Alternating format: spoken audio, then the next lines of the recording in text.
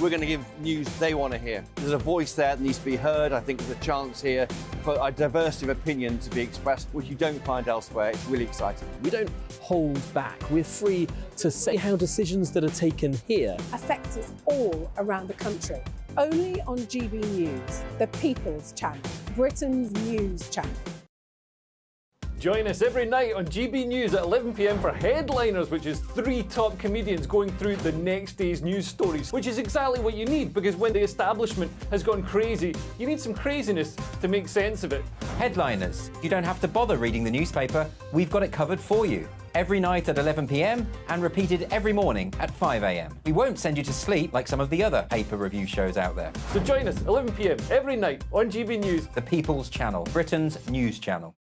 Tired of the usual focus-tested, pre-prepared Westminster runaround? Well, so am I. So you want higher taxes? Is your department to blame for this? Are you rethinking this policy? Every Sunday at 9:30, I'll be sitting down with those in power to get the truth about the issues affecting you. Let's be honest, we've known about the cost pressures of this project for years, not months. That's the Camilla Tominey Show, a politics show with personality. On GB News, the People's Channel, Britain's news channel. There's only 3 people you can trust in life. Your doctor, your lawyer, and your nana. I'm not sure. So join me, Nana Aquare, at 3 p.m. every Saturday and Sunday, where we discuss the biggest topics of the weekend. Be ready for battle. Could you be quiet? What is this? It's my new teeth. It's your new teeth. I don't bite. Well, not without a good reason. Always honest, always fun. Every weekend at 3 p.m. on GB News, the People's Channel, Britain's news channel.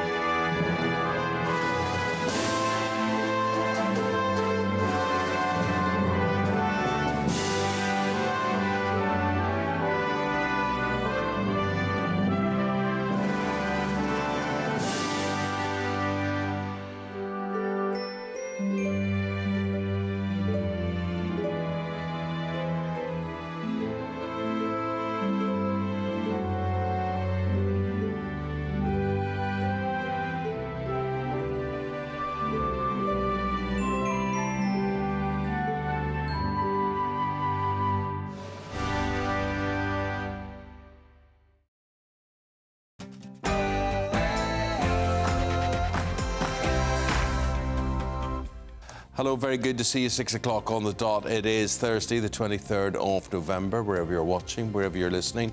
It's Eamonn and Ellie, and we're here with breakfast on GB News. And here's what's leading the news this morning.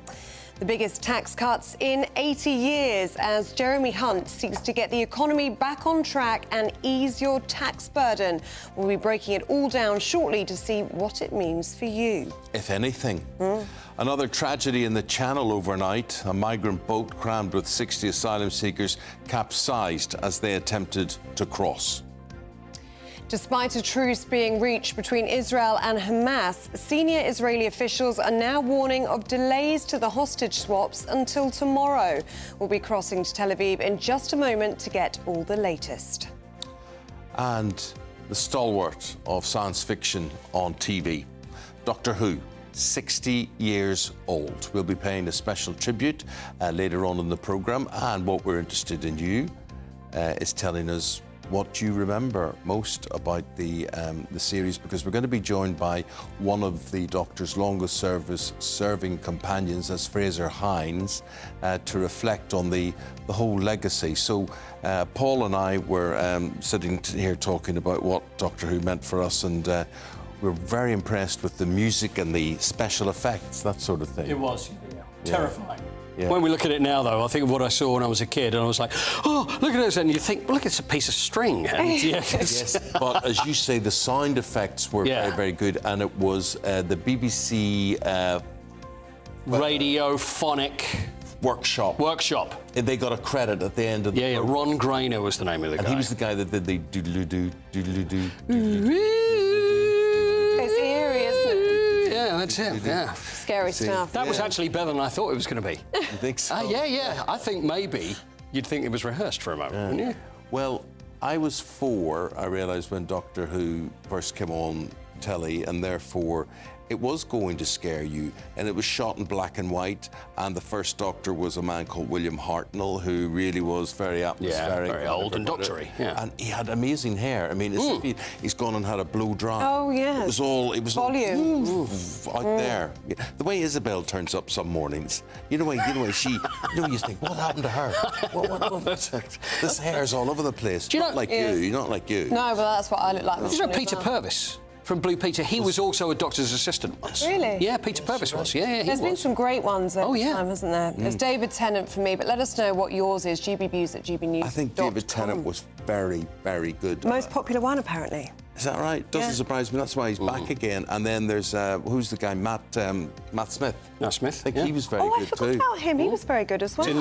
He's in the Crown, wasn't he? He was Prince Philip in the Crown. And then that guy who was the actor, Christopher, the very one, very Christopher Eccleston. Yeah. Now, I don't know what they're doing in the jungle, but it's been another night in there for Nigel Farage. But the question is, his influencer campmate who's stirring up the most trouble. Right, OK. Ben Leo on the Gold Coast for us. Yeah, that's right. Join me live down under where I'll have all the juicy details and an explosive clip. This jungle confrontation. You don't want to miss this one. His clip was very explosive there. It was. Almost stopped him for a second, yes, didn't it? It sort of went up in flames. He's got a great gig, hasn't he, Ben Leo? Yeah. 3 weeks in Australia. Very nice too. But it's been raining most of that time. Oh, has it? What are you here for, incidentally? I'm here for a little sport. Right, and what's that? A little sport. Well, Premier League back is the weekend. The referees are going to start getting tough. None of, you know, this fake yellow card business. They'll get their own yellow card. So if you get a player going, oh, give me a yellow card, then the referee will go, how about that one? Paul, I honestly think more respect. I think the Daily Mail are running a campaign on this. More respect towards referees. Absolutely. And I think that little Arteta. Yes. Right? Captain Black there. Yeah, Captain Black. Do. We think he looks like Captain Black from Captain Scarlet. But he is evil towards referees. Yes, he really is. And he needs his wings clipped. And you know what happens? Well, filters down. Yeah. So then when it goes down, then people copy. And then it goes down to grassroots. Yeah. And then you get referees getting knocked around. And no referees will come through because they know how... And it starts at the top. Why would you want to be a ref? You know, to be abused in a pub league on a Saturday. Absolutely. Or whatever it happens to be. Absolutely. But we'll just say to Arteta, button it. Anyway, let's open up the weather for you. Alex Deacon with that. The wind's picking up across the north today. A bit of rain around here as well, whereas in the south it stays mostly dry and it's reasonably mild in the south today. But it is going to turn colder for all of us tomorrow and into the weekend. Join me later for a full forecast. And you can join in any of our discussions this morning by emailing gbviews@gbnews.com, or you can tweet us at gbnews. Just let me say on that subject, this is very, very important. We've got the Chancellor, right? So Jeremy Hunt's coming on just after 7 o'clock, 7:05, 3 minutes past 7 or so. And we've got him. But the thing is, they all talk about, I'm giving hundreds of pounds to ordinary people to spend and whatever. Now, is it just me? Or are you saying, oh, why, OK, you give me 300 quid, what am I going to do with that? Gets me, 2 Saturday nights out or whatever it happens to be. Or am I wrong? And you're saying, you know what, this really is a game changer for us and it will help us determine how we're going to vote come the next election, which may be as early as the spring. Well, and it might indicate that it's as near as the spring because it's hoped that people are going to feel the pound in their pocket by January with this national insurance coming down. But was it enough for you, or is £400 not going to do enough to actually change your life and make you feel better well off for the next general election? The other thing I'd like to throw out there might be enough. Is the infrastructure of the country. I mean, you can sit and say, oh, well, it doesn't matter what the roads are like or what the schools are like or what the hospitals are like or what the trains are like or whatever. As long as we have 300 more quid or 400 or 500 more quid in our pocket, that's all that counts. Is it all that counts, or do we want to feel better about the whole country that we live in? And does more money need to be spent on the state or not? Again, I'm just putting it out there. You tell me what you think, OK? So gbviews@gbnews.com.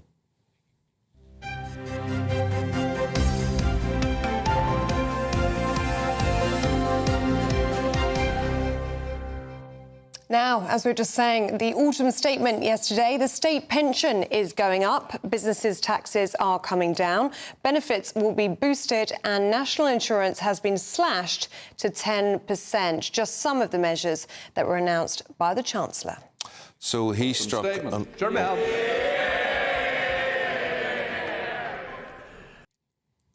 Well, there he is at the dispatch box there, and he struck an optimistic tone. He says the economy had defied the doom and gloom of some predictions. The biggest change comes in January, when national insurance is cut from 12 to 10%.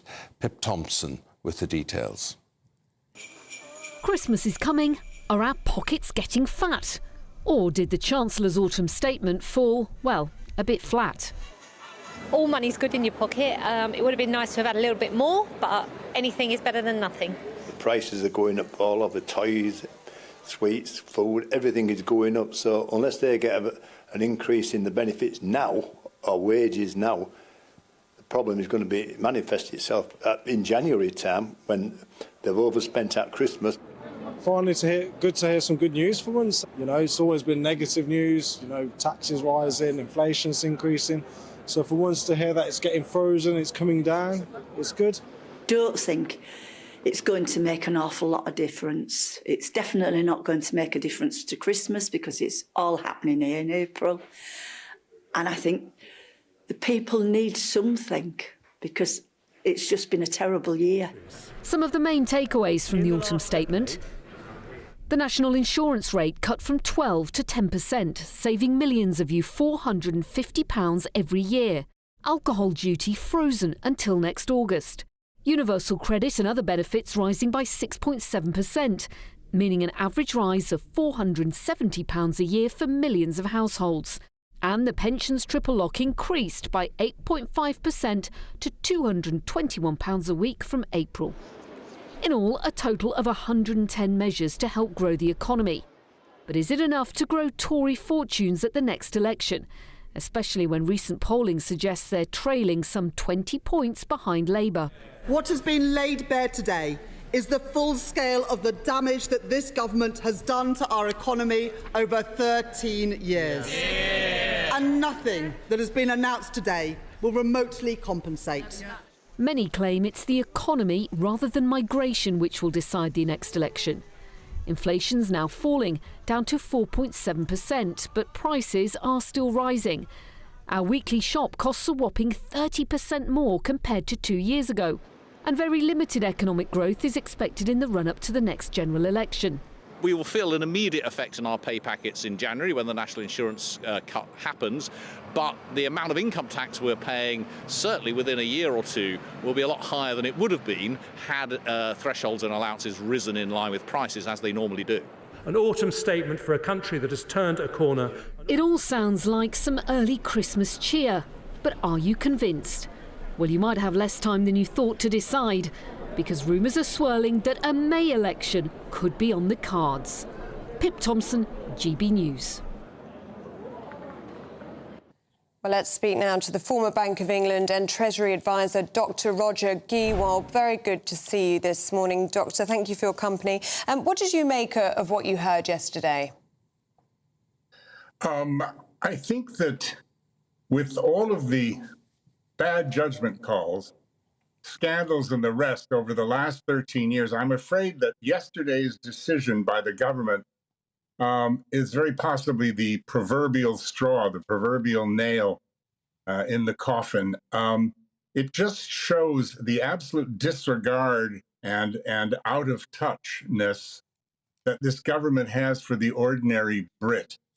They had a chance to do something about the cost of living and help all 68 million of us, and instead they went for buying the business vote. Let me try to unpick that for you and explain it as best I can. They're basing on the rather lame excuse that we need to repay the 450 billion pounds that COVID cost us straight away. They're basing the whole tax regime on that. Why do we need to repay it so fast? All national crises take years. World War II debt took us 61 years to pay back.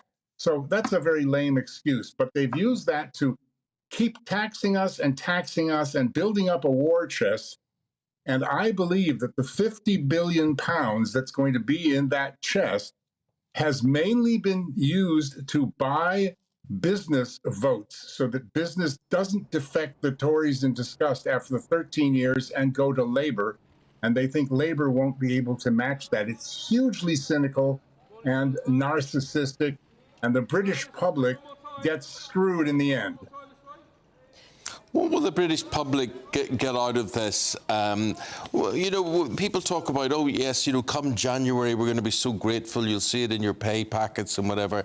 And Roger, I just look at things and I think, you know, really is, whether it's £300, £400, £500, can our vote be bought so easily? Is that really going to transform anyone's life?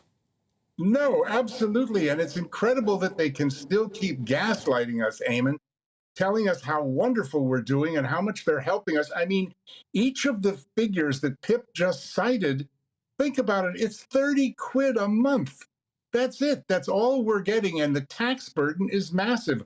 All the measures yesterday, national insurance, alcohol, all the rest, they don't even make a dent in what we're being, you know, extracted from for the huge tax cut that they're taking. They should have eased some of the frozen thresholds so that people who shouldn't be paying tax don't fall into the tax net, and other people are not dragged further and further into paying more and more tax. And 300-400 quid a year is insulting, frankly. They haven't touched petrol duty and all the other things they should have been doing. Yeah, but Roger, there's another thing, and it irks with me. I just watch the whole standard of this country going down, and whether we look at, you know, overgrown roundabouts, litter at the side of the roads, graffiti, potholes in roads, whatever it happens to be, what I'm trying to say is the look of the country is falling.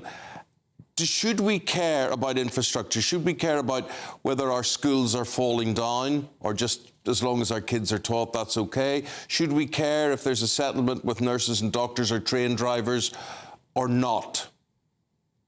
Of course we should care. And, you know, it's the politicians we've got. Take a look at my interview with Nigel Farage about why we have such bad politicians in the West. And Nigel says it's because these are professional Oxbridge PPE politicians. They've never gone out and worked a day in their life, really, for other people.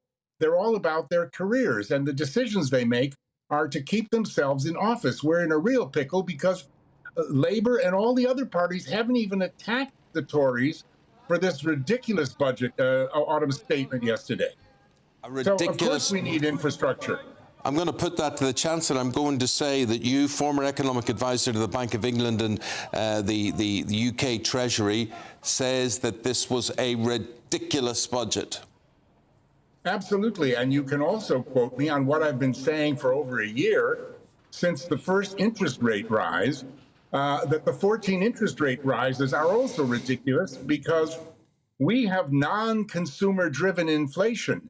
It's not the kind of inflation where you can raise the cost of money and stop people spending on food and heating. And those 14 unnecessary rises, which the Bailey-Oceras and his thick-skinned friends at the Bank of England insisted on making, have actually prolonged the time before cost-push inflation, as it's called, falls all by itself. They've made the situation worse by those rises. Eamonn, Isabel, the combination of those rises and not unfreezing some of the thresholds, even the tiniest bit, have left us in the worst position we could possibly be in. And I don't know, I am actually getting emails and posts from people saying, nobody can be this stupid. No one can be this ignorant. There must be something sinister going on. Except, Roger, there will be a lot of people thinking that Labour could be as stupid with all of this, and Labour, you know, do you trust Labour with the economy? That is the question that a lot of people are going to have to face. Do they make do with this lot, which you say are totally incompetent, or Labour, could they even be more incompetent? Absolutely. And they haven't said boo. Rachel Reeves has criticized this, but she hasn't said that they would do things differently. She hasn't said they'd unfreeze the threshold. So, you know, I mean, we're in a real pickle here. I think it's a very difficult position. I feel your frustration, my friend. We've got to leave it there. Dr. Rogers, a former advisor to the Bank of England and UK Treasury, he's had some great direct views there, shooting from the hip this morning. Your response, very much. Yes. Can I just tell you that I've heard on the grapevine that Rishi and Jeremy Hunt are meeting this afternoon with Stop Oil. They're trying to learn how to glue themselves to their seats at number 10 and 11. Okay, I was writing that down. I thought, oh, here's an exclusive there. Very good, Roger. You're wasted. You should be on stage. Thank you very much indeed. Really appreciate it. Hopefully we'll speak again throughout the programme. Thank you. Thank you very much. And do let us know what you made of what Roger Giebel was saying there. What did you make of the autumn statement yesterday? Was it enough for you? And will it be determining how you vote at the general election, which we think could be spring next year? Do let us know. gbnews@gbnews.com. It is 18 minutes past 6. This is Breakfast on GB News with Eamonn and Ellie. And here's a reminder of our top stories. Jeremy Hunt seeks to get the economy back on track and ease your tax burden. Stay with us this morning as we break down, such as that last interview, what this means to you. Despite a truce being reached between Israel and Hamas, senior Israeli officials are now warning of delays to the hostage swaps until tomorrow. We'll be crossing to Tel Aviv in just a moment to get all the latest. The stalwart of science fiction TV, Doctor Who, turns 60 years old today. We'll be paying a special tribute later in the programme. And your favourite memories, your questions, get in touch with us. We'd love to hear from you. We'll be joined by one of the Doctor's longest-serving companions. Yep, Fraser Hines is going to be joining us later on in the show to reflect on Doctor Who's legacy.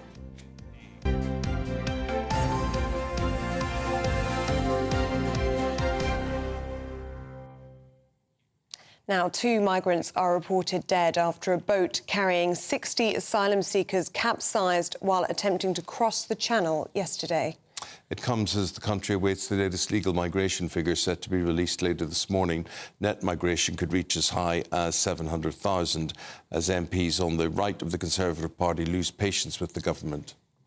Well, let's speak now to immigration lawyer Ivan Sampson. Very good to see you this morning, Ivan. And before we get into the figures that we're expecting in a few hours' time, let's reflect, shall we, on the very sad news that 2 people have died after a migrant boat capsized off the French coast. It is a reminder, isn't it, of just how dangerous this journey can be.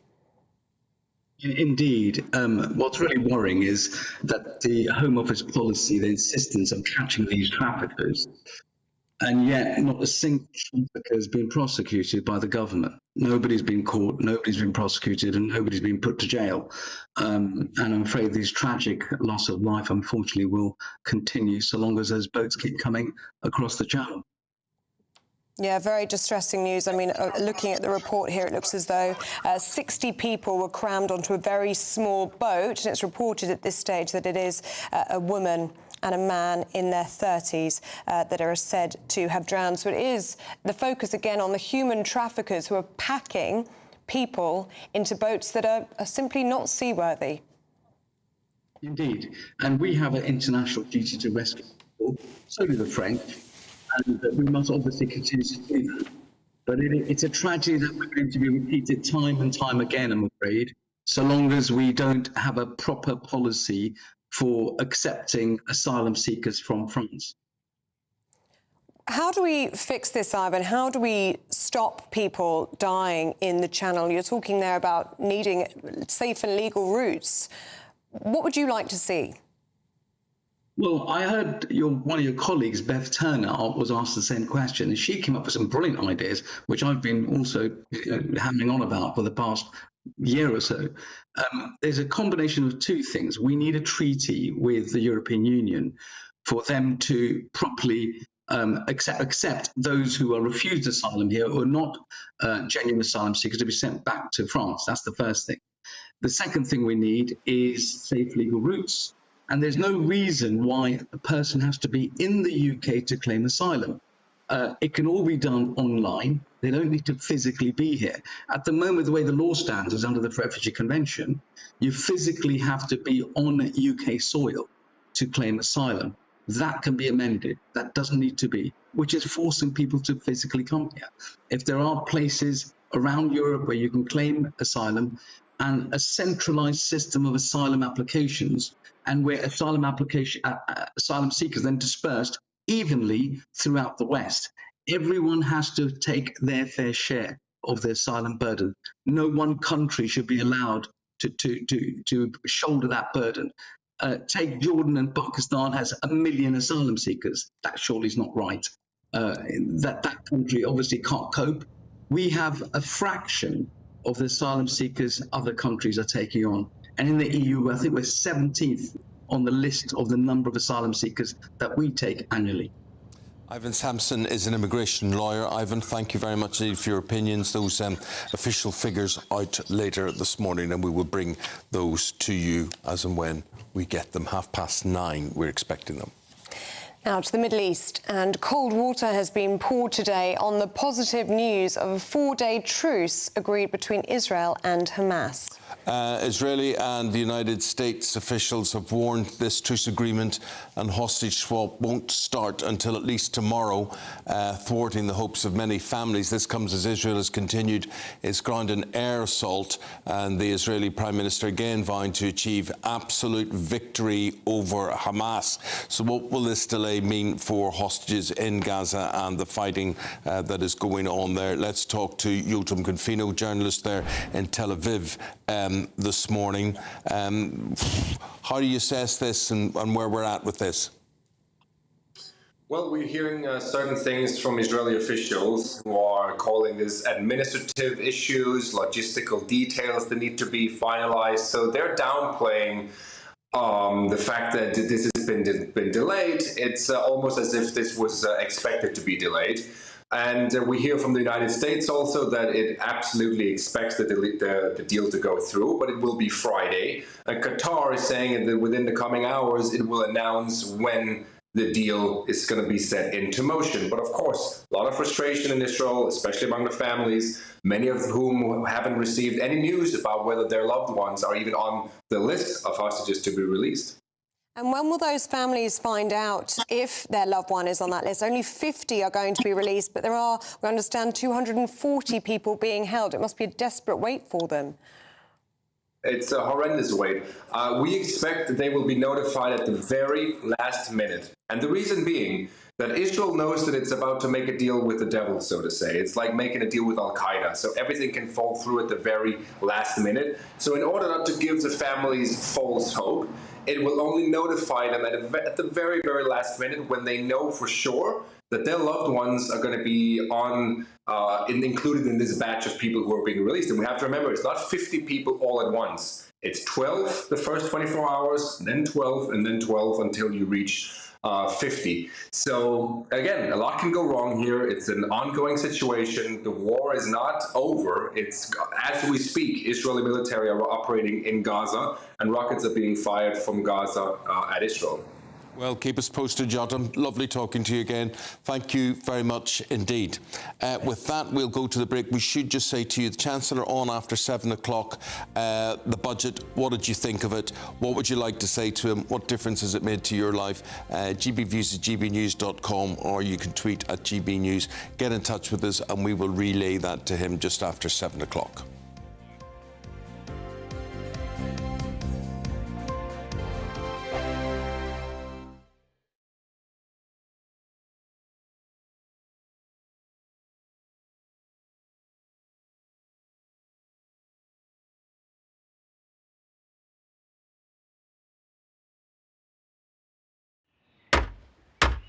Who is it? We're here for the show.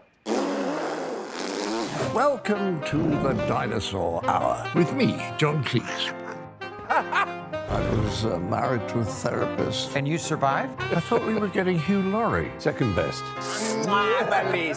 You interviewed Saddam Hussein. What's that like? I was terrified. I'm playing strip poker with these three. Oh! No, thank you. My CDs need to be put in alphabetical order. Are you going to be problematic again? The Dinosaur Hour. Sundays on GB News. Tired of the usual focus-tested, pre-prepared Westminster runaround? Well, so am I. So you want higher taxes? Is your department to blame for this? Are you rethinking this policy? Every Sunday at 9:30, I'll be sitting down with those in power to get the truth about the issues affecting you. Let's be honest, we've known about the cost pressures of this project for years, not months. That's the Camilla Tominey Show, a politics show with personality. On GB News, the People's Channel, Britain's news channel.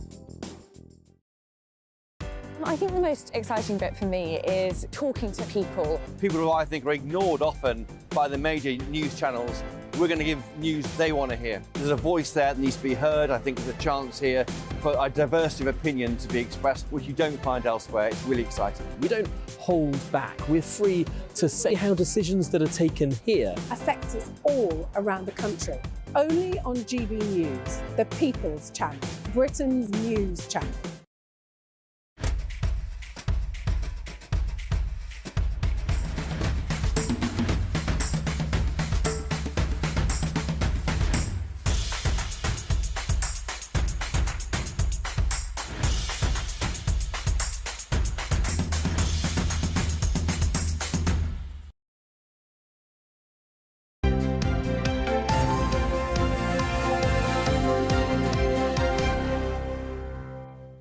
Eamonn and Ellie, breakfast on GB News, and a reminder of our top stories. Jeremy Hunt will seek to get the economy back on track after his budget yesterday, the autumn statement. We'll be speaking to the Chancellor. As we were saying, send your questions through gbviews@gbnews.com. Despite a truce being reached between Israel and Hamas, senior Israeli officials are now warning of delays to the hostage swaps until tomorrow. Another tragedy in the Channel overnight. Migrant boat crammed with 60 asylum seekers has capsized as they attempted to cross. And it's the stalwart of science fiction TV. Today, Doctor Who turns 60 years old. We'll be paying a special tribute later on. And do make sure you send us your favourite memories of Doctor Who. We'll also be joined by one of the Doctor's longest-serving companions, Fraser Hines. Later on in the show, he's going to reflect on Doctor Who's legacy. Let's just get up to date with a few other news stories. South Korea's state visit will end today, with the president visiting the Churchill War Rooms before bidding farewell. During the trip, the South Korean president met with the Prime Minister and signed an agreement to step up cooperation in defence, as well as reinforcing a mutual commitment to isolating North Korea. At 7 a.m. this morning, Ofgem will announce the energy price cap for January to March 2024. The quarterly announcement reflects the current costs of electricity and gas for many and will help decide how much disposable income they will have this Christmas. We'll have more on this later on. Tributes continuing to pour in Shrewsbury after 4 teenage friends were killed in a horrific crash over the weekend. It's now been reported that a 5th friend pulled out of the camping trip at the last minute, a decision that possibly saved his life. I'll come over there.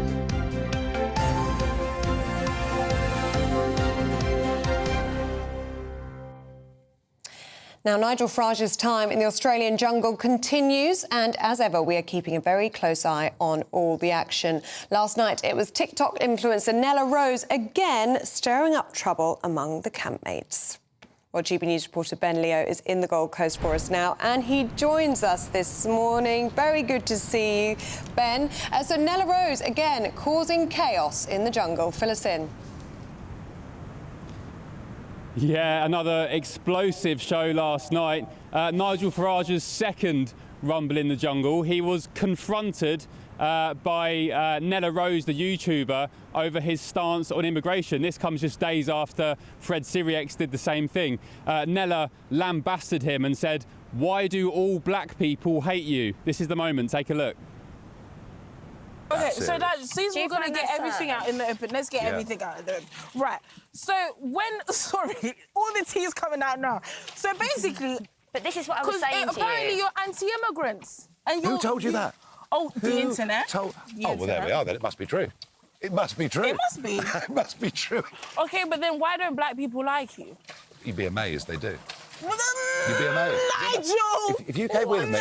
If you came with me, if you came with me through South London, you'd be astonished. Oh, wow. What were you doing in South London, Nigel? Well, I'm there every day. You're in South. Wait, sorry. I'm so sorry to be shouting. What are you doing? Sorry. He's from South London. I travel through South London. So everyone hates you for no reason. Well, not that everyone hates you. That was so bad. But like, sorry, you can disagree with somebody, but to chuck around accusations the way that they've been chucked around is grossly unfair. Anti-immigrant, right? No. All I've said is we cannot go on with the numbers coming to Britain that are coming. Do you know why? I'm one of the numbers. Oh, right. So that's it then. So should it be 5 million a year, 10 million? Question, no, right? You don't understand. Nigel, hang on. Those immigrants that are coming in. And hang on. Had you have been in power a bit later? Why so long about immigrants? That confrontation not going down well with viewers. Nella rose 16-1 during the first episode with the bookies to win the series, now out to 100-1 after that blazing row with Nigel. Nigel, meanwhile, he has drifted slightly as well, was about 7-1 a few days ago. He's moved out to about 10-1. But it may not be the end of Nigel's confrontations in the jungle. On tonight's show, 2 new campmates. The first, champion flat jockey Frankie de Tory, a fiery, spicy Italian character, and Tony Bellew as well, the former professional boxer. Last year, Tony Bellew lambasted Nigel on Twitter, saying, "Learn to see people for who they are and not what they look like. It's because of people like you that racism still exists. Absolute maniac you are." So it remains to be seen if Nigel's going to get a hat-trick of confrontations about his stance on migrants. It's all still to play for, just over 2 weeks to go. It was interesting, wasn't it, Ben? Because I was looking on Twitter this morning. The way that Nigel was speaking to Nella was, you can agree to disagree with me, but I just want to hear you listen, to have a conversation, to have polite debate. So it'll be very interesting to see if Nella wants to take any of that advice on board. And just before we let you go, a Bush Tucker trial for Nigel. Do we think we'll see another one on the horizon? So I didn't catch quite the end of that, Ellie. Can you repeat it? A Bush Tucker trial for Nigel. Do you think we could see one of those on the horizon? Yeah, there's so all the campmates tonight are going to be involved in the Bush Tucker trial. Tony Bellew is going to be a captain of one team, Frankie de Tory captain of another, and then all the remaining other 10 campmates are going to get involved. Nigel actually expressed his disappointment that he wasn't voted to do the previous nights. He was also exempt over medical grounds from last night's as well, so I'm sure he'll be dead keen to get back involved again and try and get some of that precious airtime that he's been moaning about. He is up for it, to be fair to him. Ben Leo on the Gold Coast, thank you so much. Really good to see you. Thanks, Ben. Thank you. Right, let's go to Sport. Paul's here in the studio with that, and a crackdown from referees towards dissent. Yes, which is good, which we see too much of. We often talk about rugby and how rugby players behave around referees. It's a different thing when it comes to football, but there's no reason it should be happening. So when you get 2 players go running up to a referee, one of them's going to get a yellow card now. But I don't know, it's going to be which one shall I give it to? So one of them's going to get it. Also, we mentioned earlier the other thing about the fake yellow card thing. I just hate that. When you see a player that's fouled or rolling around the floor, he's looking up at the referee doing all this as if to say, you know, give him a yellow card. They will get a yellow card for trying to influence the referee now. And they've just got to crack down on it, because then it stops the game. Only captains are allowed to really go up to the referee. Yeah. So that's going to be done. And also, this is Howard Webb, and I think he's made a huge difference as well. The chief of referees has done the TV show where they go through and listen to what the decisions were made with VAR. And he's also saying that VAR then should get more involved. This is video assistant refereeing that should be involved now more with penalties, and they should say, listen to the referee. Do something I think about this is a big problem where it's a halfway house with VAR, which is, you know, we either use it or we don't use it, but it's like only if there's been a clear and obvious error and then determining what that is. You're right. If it's a soft penalty, you say, "Oh, right, ref, blow the whistle here, stop. I want to show you this because he's conned." See, I don't have a problem with VAR. It's just the way it's being used. It's evidence. It's there. It's actually something that they're showing has happened. So it's not like, oh, well, that didn't happen. Whether it's a toenail, whatever it is, use it, but use it properly. So that's the situation. Fair point, my friend. Fair point. Should we talk about Barnsley? Barnsley, well, they've been kicked out of the FA Cup. Why? Barnsley have been kicked out of the FA Cup because they fielded an ineligible player for them when they were playing Horsham. It was in the first round of the FA Cup. So the first one, they were 3-3. Second one, they brought on Aidan Marsh played. Now, Aidan Marsh, who plays for Barnsley, was on loan to York City. So basically, administrative error. He was brought back to play in the second leg, or the second game in it, the replay. But according to the rules, if you're not registered for the first game, you can't play in the second.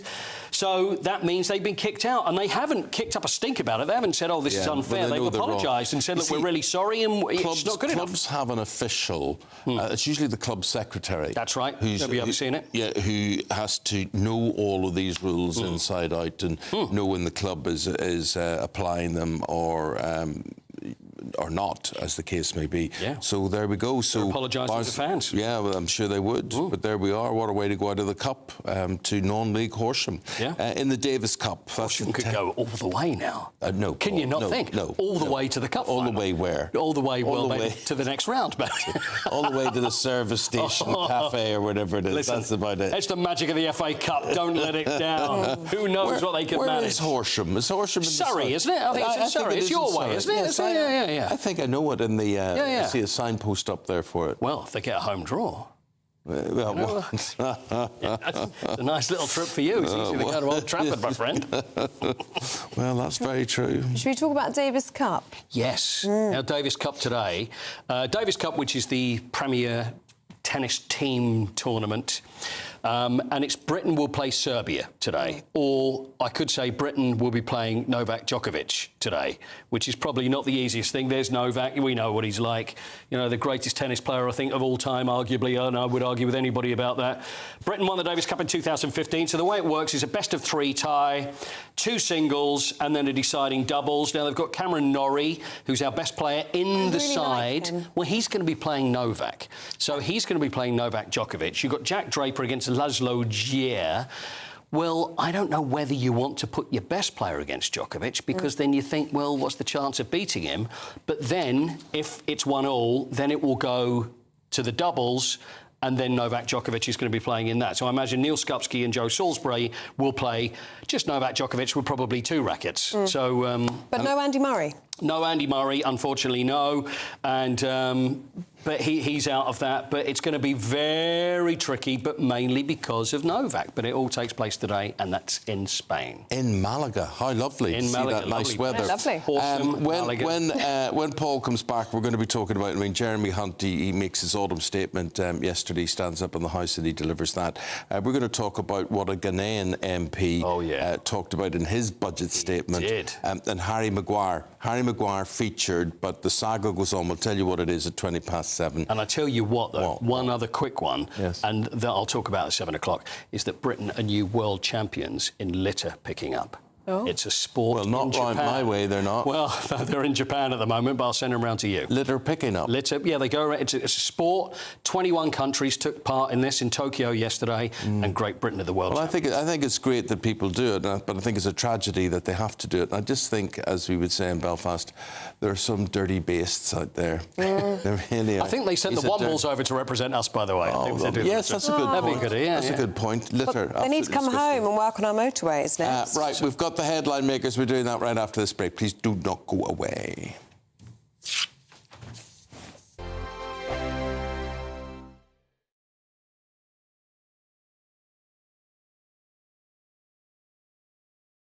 I'm Michelle Dewberry, and I'm not here to tell you what to think.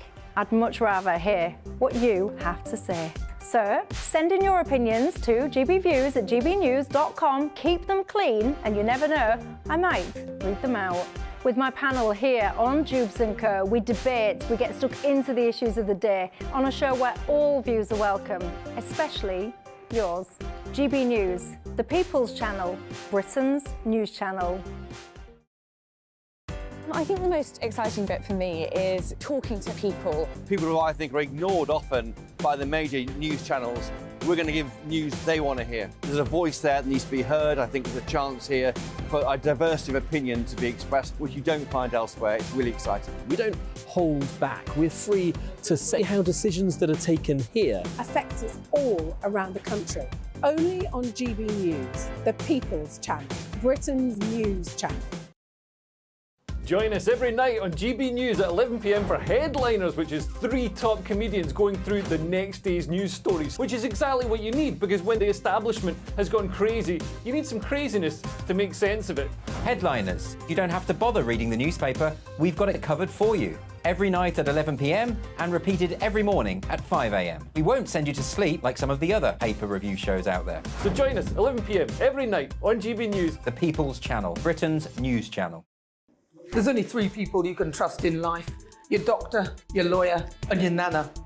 I'm not sure. So join me, Nana Aquare, at 3 p.m. every Saturday and Sunday, where we discuss the biggest topics of the weekend. Be ready for battle. Could you be quiet? What is this? It's my new It's your new teeth. I don't bite. Well, not without a good reason. Always honest, always fun. Every weekend at 3 p.m. on GB News, the People's Channel, Britain's news channel.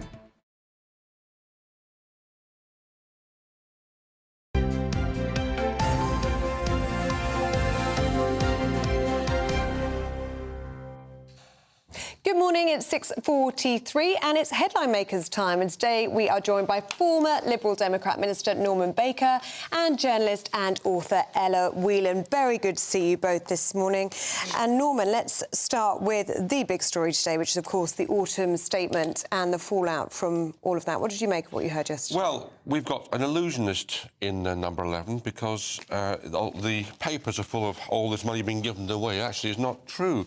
I go to the Financial Times, which is a paper of record when it comes to matters financial, and it points out that the tax cuts, such as they were, are dwarfed, that's their word, by the impact of the government's freeze on tax thresholds between this year and 2029, which I think the phrase is fiscal drag. People are being pulled into higher brackets of taxation, either from nothing to the first bracket or from the normal bracket up to higher taxation as a consequence of inflation and wages rising. They also make the point that the growth forecast has been cut for the country to 0.7% from the 1.8% that was forecast in March. And inflation is predicted by the OBR, the Office of Budget Responsibility, to increase to 3.6% next year. So what's happened is we've been dangled a couple of nice little things in front of us, but actually what's behind this all is actually quite bad news. Would you, Norman, if it was you and you were working in the Treasury, whatever, would you advocate paying off the COVID debt, the £450 billion, or would you say, hold on, guys, what's the rush with this? We can take longer with this. We can free up some money. We can put it into the infrastructure of the country. What would you say about that? Well, I have to say that the amount of money which is now being borrowed by the government is at record levels, near enough. It's the second highest year since the Second World War, I think it is. So we're actually borrowing manically in a way that my mum, I think, would have called irresponsible in terms of how... So you think it is responsible to pay that down? I think you can't... Well, you've got to pay it sometime, and the longer you leave it, the worse it becomes. What I would say is, in terms of COVID, a whole lot of people got a whole lot of money for stuff that didn't work. And what the government should be doing is reclaiming some of that money from those who took it. How serious do you think they are with that and getting that money back? Because why I say this is that yesterday we put that point out there. Yes. People are very angry. We didn't suggest, what should they be doing about reclaiming that money. Our viewers and listeners got in touch and said, oi, what are they doing about getting that money back? Well, I think your viewers and listeners are absolutely right. We were taken for a ride. That's our money. And it's been handed over to people for something that didn't work. That's not good enough. Ella, what did you make of what you heard yesterday? Not a fan of Hunt either, I'm afraid, but I was listening, I was getting my makeup done before today's show, to a discussion at the top of the hour, and you raised the issue, Eamonn, of the fact of infrastructure in this country, or things outside of the sort of very narrow discussion about tax, which is that there's a kind of pre-election announcement like this, which looks like, in fact, actually, I think some of the papers have talked about Illusionist, talked about him pulling a rabbit out of a hat. It looks like this big show, and Hunt's very pleased with himself. But in actual fact, when you look at the amount to which this would affect or improve your average person's quality of life, experience of working and living in this country, it's very small. I mean, £450 a year on average. No, you see, you're like me, right? I sit and I go, someone like Jeremy Hunt, who's a very nice man, but he's a multi-millionaire, right? As is Rishi Sunak. And they say, what we're doing for hard-working people of this country is we're giving them 300 quid back in their pockets, whatever. Now, I just think to myself, am I an ungrateful so-and-so, and should I be saying, this is the most marvellous thing? Yeah. Or do I look at this and say, this will get me 2 Chineses in a month, basically? No, it'd barely pay for the parking on your car. I mean, really, it's not a huge amount of money at all. And the most important thing is that I'm sick and tired of this government playing around with tax and pretending like it's some kind of victory of hard work. Yes. I mean, the way in which we've been discussing inflation or interest rates or anything like that recently has been a kind of game of looking into a crystal ball. There seems to be no substance behind it at all. And what you would want from an autumn statement, or at least, a government that expects that it might have a chance of winning in a general election, is some kind of grander plan for the economy, not just to say, I know that we said that it was terrible and that you were going to have to, knuckle down, tighten your belts and everything, but we've been handed a surprise in the form of tax, and everything's rosy now. It just doesn't wash. As you were saying, Norman, I mean, you described it as a carrot a little bit earlier on. They are going back to base here, aren't they? They're true blue voters. They're going in the direction that Kwasi Kwarteng wanted to go in. Yes, exactly. This is short-term stuff which is not right for the country. The long-term prognosis from the Financial Times and other papers today is actually not very healthy. But look what they've done. They've put pensions up 8.5%. Why? Because pensioners tend to vote Conservative. They've frozen fuel duty, duty on alcohol, because that's going to be popular. I mean, the whole thing is about getting past election day, nothing else. And is it enough? No, I don't think it is, because I think the underlying... You're going to have record energy bills this year again, and we're going to get the weather's getting colder. People are going to end up with no support for their energy costs this winter, and the bills will have gone up. They'll notice that, and that in itself will cancel out what the Chancellor's doing. Norman, if this was a ploy to buy votes, I honestly would be saying, and we can be cynical about that, whatever, but they're entitled to do that. I would be saying, is that the best you can do? Is that it? They've got a very dodgy financial situation, and they've got to watch what the markets do. And we saw with Liz Truss and Kwasi Kwarteng, the whole thing went pear-shaped very quickly because they tend to give too much away. So he's got to try and keep the markets happy and comfortable at the same time as giving something away. And that's what he's made a judgment. This is as far as he can go, I think. There's a spread in the Telegraph about some of the outside of the sort of £450 announcement. Outside of that announcement, there's news about cracking down on the morally wrong situation of people on sick benefits. Yes, as if it's all their fault. Yeah, well, this is another example of a broken sort the of... country. Yeah, well, and actually the OBR has been, the Office for Budget Responsibility, has been quite... its sort of assessment has been quite harsh across the papers this morning, saying that, OK, the government can talk tough when it comes to getting people off sick benefit and use the kind of language like that they're morally wrong, that basically everybody is... The insinuation is that there are lots of people sort of faking it. And the OBR points out that the amount of people who this would get back into work is really minuscule.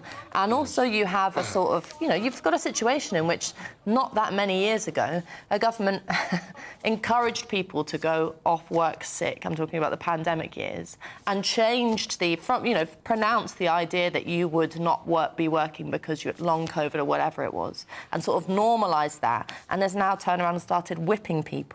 Yeah. But the thing that the Telegraph points out is that if it was true that the Prime Minister and Jeremy Hunt and everyone else would really cared about getting people back into work and cared about the health of the nation, they'd have something on social care. But in this autumn budget, there was nothing on social care.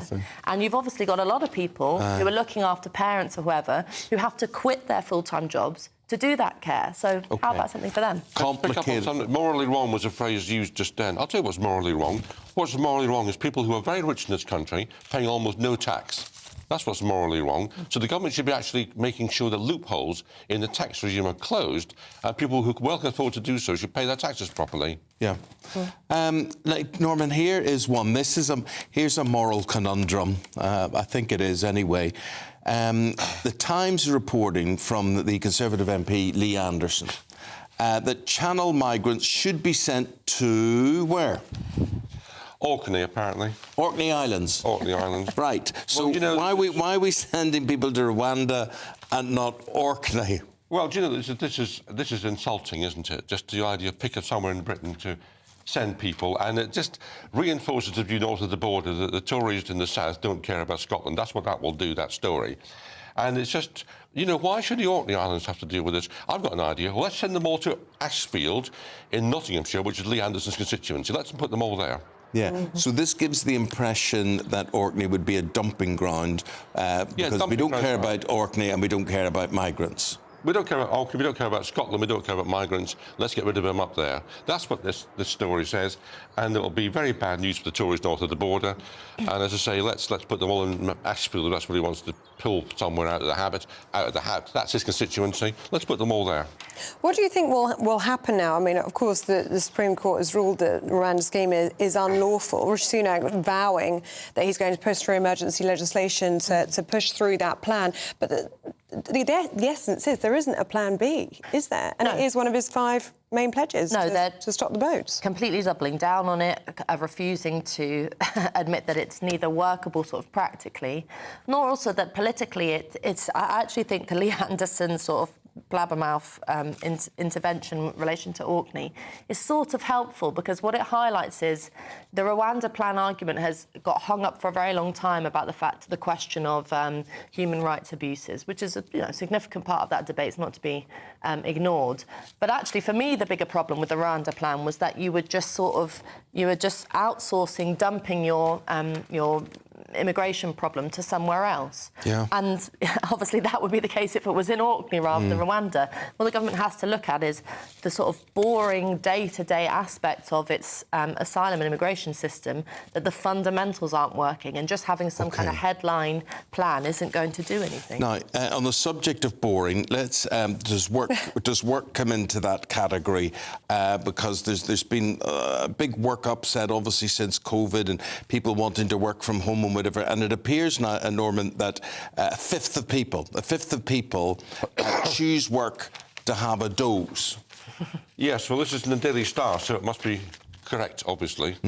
I think people do drop off at work. I'm dropping off on the train a lot more than I used to. I think it's just actually getting older that what happens. But, you know, the idea of having a nap in the day is quite standard in somewhere like Spain, where you have a siesta.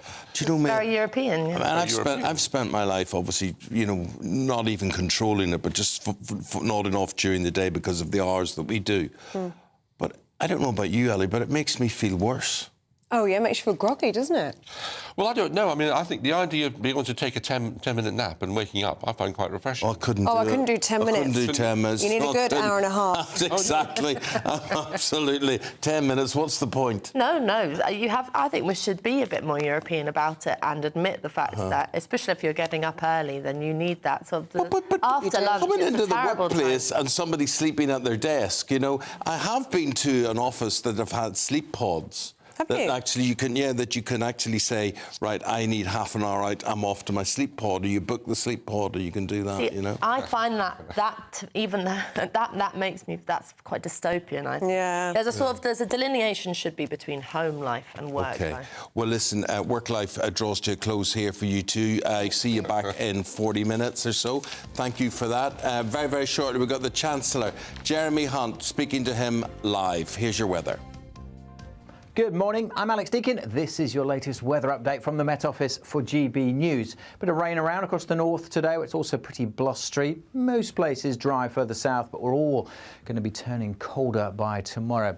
Here's the area of rain I was talking about. It's been quite a wet night over the Highlands. That rain now spreading south through the central belt and into southern Scotland, then Northern Ireland, the far north of England. Most of England and Wales, though, will be dry. Some rain and drizzle over the hills, perhaps, and across much of central and northern Scotland. There'll be a mixture of sunny spells, but plenty of blustery showers. Things turning colder here, single digits, but with some brightness further south, we could get into the teens once more. But we won't be seeing the teens during tomorrow because as this band of rain sinks south through this evening, bringing some light rain for a time over the Midlands and Wales, it will be introducing that colder air from the north. There'll be plenty more showers coming in across northeast Scotland. Very windy conditions here too through today and tonight, and some of the showers coming in could be wintry, even to lower levels, potentially turning things quite icy in some spots. So a colder day on Friday, but for many it'll be a dry and a bright day with some sunshine. The wintry showers keep going in the northeast. As I said, even some sleet and snow to low levels, but certainly some over the hills. Elsewhere, a few rain showers for Wales, perhaps southwest England, but many places dry and bright tomorrow. But you will notice that chill. Temperatures struggling, single figures for most, and feeling a lot colder in the east with the wind.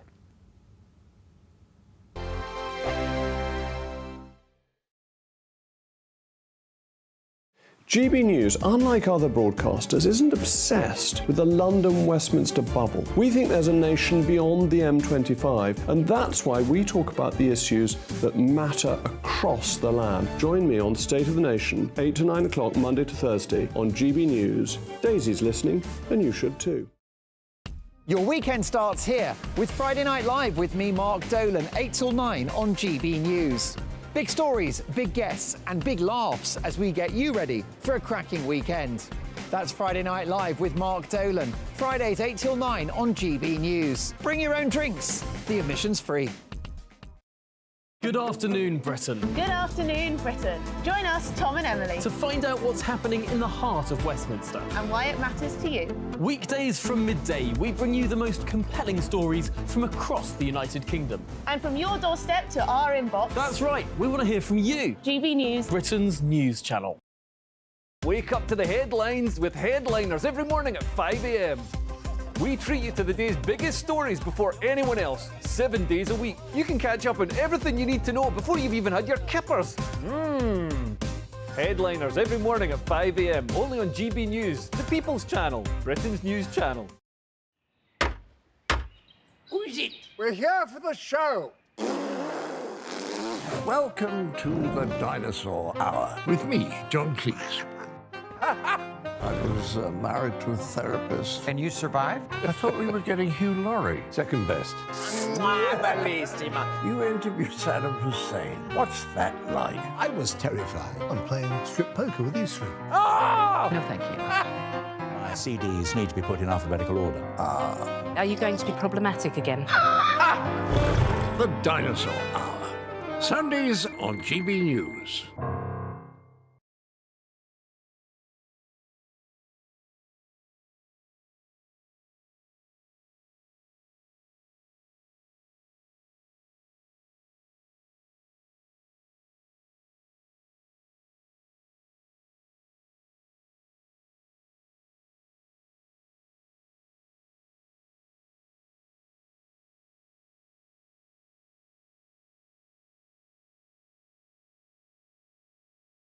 Ease your tax burden.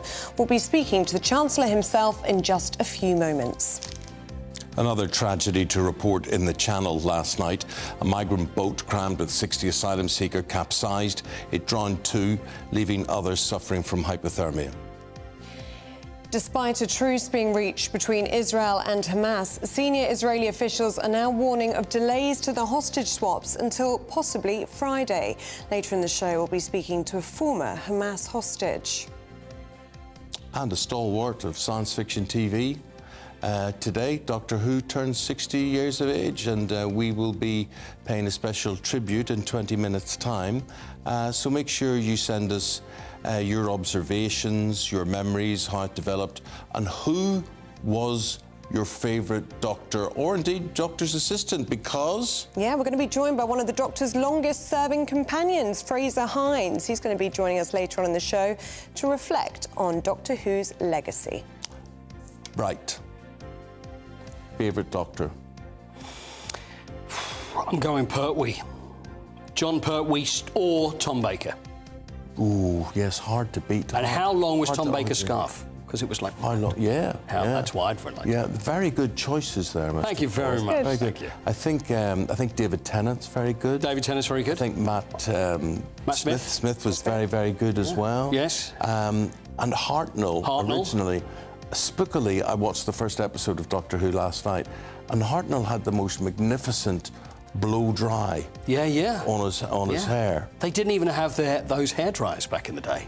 Wow. Apparently they used to have assistants would just blow air at his hair to make it like that. It was incredible. Well, you could actually almost see through it. It was so expanded. You could see through it. If only it was colour. Can you imagine what it would truly look like? I think it was probably like a blue rinse. But I think the black and white added to the whole mystique of why, because when you think of the Doctor Who in the 70s and 80s, it wasn't as scary as it would have been in the 60s. I agree. And I think that was to do with being shot in black and white. Bernard Cribbins was also in those early ones. There was a film. There was Doctor Who film. He was in the film, but I don't think he was in the TV series. No, but there was a film, because I remember every year at school... Hartnell was in the film. We'd get a film that we could watch at Christmas, and it was always some old black and white Doctor. It was the same Doctor Who film, and I remember Bernard Cribbins being in it. I don't know. I think Doctor Who's 12 o'clock high. Oh, did you? With Gregory Peck. Oh, well, it's a bit classy, isn't it? Blimey, that really is. It was a war film about... Same thing every year. Yeah, anyway. Everybody else got the sound. He would have made a lovely doctor, wouldn't he, Gregory Peck? Gregory Peck. He would have done. Very good. You would have made a good doctor. Oh, wouldn't you? I know. I am a double doctor, actually. You'd be very good. I am a doctor. Are you? Yeah, I am, yeah. In what? In history and English. Well, there you go. There you go, yeah. Every day is a school day. So there we are. Thank you to Queen's University and Staffordshire University for those. Yeah. And any other universities want to lay something on my shoulders, let's do that. Here's the weather picture. The wind's picking up across the north today. A bit of rain around here as well, whereas in the south it stays mostly dry and it's reasonably mild in the south today. But it is going to turn colder for all of us tomorrow and into the weekend. Join me later for a full forecast.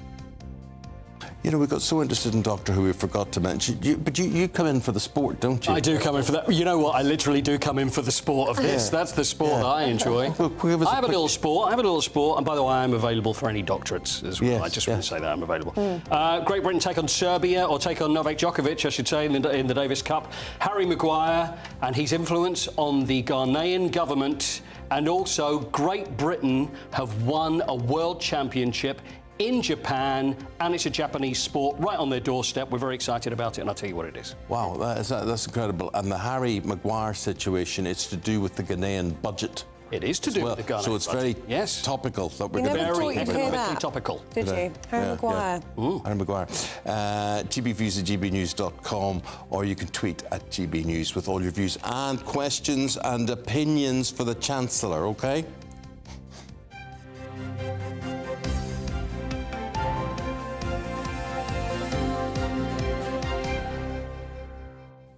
Well, as we're just hearing, autumn statement yesterday, the state pension is going up, business taxes are coming down, benefits will be boosted, and national insurance is slashed to 10%. These are just some of the measures announced by the Chancellor. Do you think they affect you? Well, that's the question. Yesterday, he struck an optimistic tone in the House, saying that Britain's economy had defied the doom and gloom of some predictions. The biggest change coming in January, when national insurance is cut from 12% to 10%. Pip Thompson has the story. Christmas is coming. Are our pockets getting fat? Or did the Chancellor's autumn statement fall, well, a bit flat? All money's good in your pocket. It would have been nice to have had a little bit more, but anything is better than nothing. The prices are going up all over, toys, sweets, food, everything is going up. So unless they get an increase in the benefits now, or wages now, the problem is going to manifest itself in January time, when they've overspent at Christmas. Finally, good to hear some good news for once. You know, it's always been negative news. You know, taxes rising, inflation's increasing. So for once to hear that it's getting frozen, it's coming down, it's good. Don't think it's going to make an awful lot of difference. It's definitely not going to make a difference to Christmas because it's all happening here in April. And I think the people need something because it's just been a terrible year. Some of the main takeaways from the autumn statement: the national insurance rate cut from 12 to 10%, saving millions of you £450 every year. Alcohol duty frozen until next August. Universal credit and other benefits rising by 6.7%, meaning an average rise of £470 a year for millions of households. And the pensions triple lock increased by 8.5% to £221 a week from April. In all, a total of 110 measures to help grow the economy. But is it enough to grow Tory fortunes at the next election, especially when recent polling suggests they're trailing some 20 points behind Labour? What has been laid bare today is the full scale of the damage that this government has done to our economy over 13 years. And nothing that has been announced today will remotely compensate. Many claim it's the economy rather than migration which will decide the next election. Inflation's now falling, down to 4.7%, but prices are still rising. Our weekly shop costs a whopping 30% more compared to 2 years ago. And very limited economic growth is expected in the run-up to the next general election. We will feel an immediate effect on our pay packets in January when the national insurance cut happens, but the amount of income tax we're paying, certainly within a year or two, will be a lot higher than it would have been had thresholds and allowances risen in line with prices as they normally do. An autumn statement for a country that has turned a corner. It all sounds like some early Christmas cheer, but are you convinced? Well, you might have less time than you thought to decide, because rumours are swirling that a May election could be on the cards. Pip Thompson, GB News. And we're delighted to say that we have the Chancellor himself the day after the day before, and he's Jeremy Hunt, and he joins us now. Chancellor, very good to see you.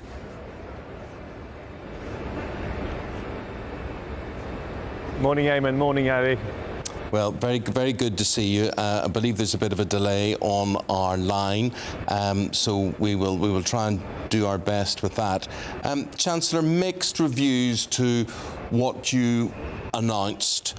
What do you believe, if you were to speak directly to people, what do you believe is the most significant or helpful measure that you announced yesterday?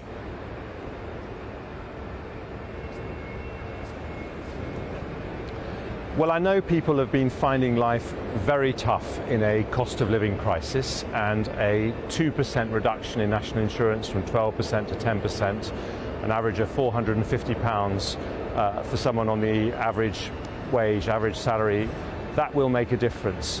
But the real thing that I wanted to do yesterday was to transform our long-term growth with those 110 measures. What I want to say to people is, you know, if we're going to reduce taxes in the future, if we're going to fund the NHS, our schools, the really important public services, then we've got to get our economic growth up. And that's why I chose to reduce taxes, not the taxes that are on the tip of everyone's tongues, but things like full expensing for businesses like Airbus, where I am today in North Wales. They say that will help attract more investment into the UK. That is really high quality jobs, you know, building aeroplanes. They build all the wings for Airbus planes around the world here. And so that's what this really was about. It's increasing our long-term growth rate so that we can get better jobs and higher living standards for people in the country. Mr. Hunt, you sound very optimistic, but you did have to admit yesterday, didn't you, that our growth forecasts have been sharply downgraded. The Office of Budget Responsibility, this is from, down to 0.7% in 2024 and 1.4% in 2025. And they also said our living standards wouldn't return to pre-pandemic levels until 2027 or 2028. They also said that inflation expected to remain higher for longer, and our tax burden is still forecast to be the highest that it's been for over 70 years. So You know, we're talking about carrots and there's rabbits being pulled out of the hat, but you've got to admit, it's actually a very gloomy picture.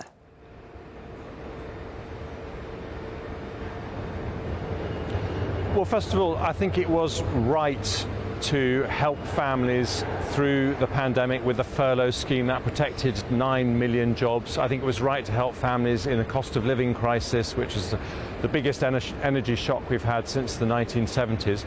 We've always been very honest that that has meant we've had to raise taxes in order to pay for those schemes, but now we are able to start bringing them down. And yes, there is a short-term impact on growth when you're tackling inflation, because that means that interest rates are higher, and that is reflected in the forecasts. But the measures that I've taken today are what, you know, more than 200 businesses wrote to me to ask for. The big business organisations like the CBI said it was the single most transformative thing that I could do. They're not particularly crowd pleasers. They're not the tax cuts that are on the tip of everyone's tongues, like an income tax cut or inheritance tax. But they are the things that will make the biggest difference to our long-term competitiveness, and I hope relieve some pressure on families. You know, a typical teacher or a police officer will see an extra £630 next year because of the national insurance cut. But that's part of it, but the main reason is to transform our long-term growth prospects so that people know going forward this tremendously successful economy that we have, that's defied all the odds, that's grown faster in the last year. Everyone thought we were going to have a recession this year. We haven't had that, but we want to make sure going forward that we've got those healthy growth rates that mean we can afford our public services and, I hope, bring down taxes in the future. And I'm sure you hope win the next general election. I know you say that maybe these measures were not the crowd pleasers that a lot of people may have wanted, but if you don't win the election, what's the point?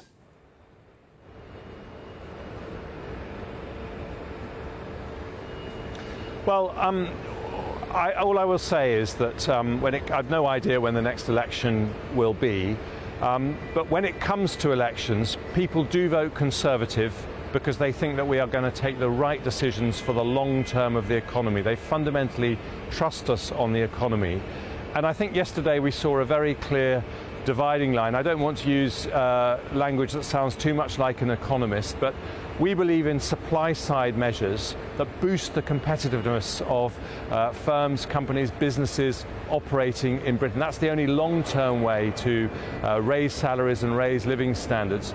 Labour believe in demand-side measures. They want to increase borrowing by £28 billion a year. We think that gives you a short-term boost, but in the long run that raises debt, that raises the debt interest that we have to pay through our taxes. Interest rates are higher and taxes are higher. So it's a very different approach, and I think that will be clear at the next election whenever we have that. An advisor, former advisor to the Bank of England on this morning. We'll speak to him again later in the programme. And I hate to tell you, Chancellor, he called your budget ridiculous. He said, this is a ridiculous budget. And he said, and he said, you don't have to pay off your 450 billion COVID debt immediately. You don't have to do that. You could have bought yourself some time there. And he said there have been 14 interest rate rises. And basically, these are non-consumer driven inflationary measures that, again, were unnecessary. So how unnecessary or necessary do you think your measures have been?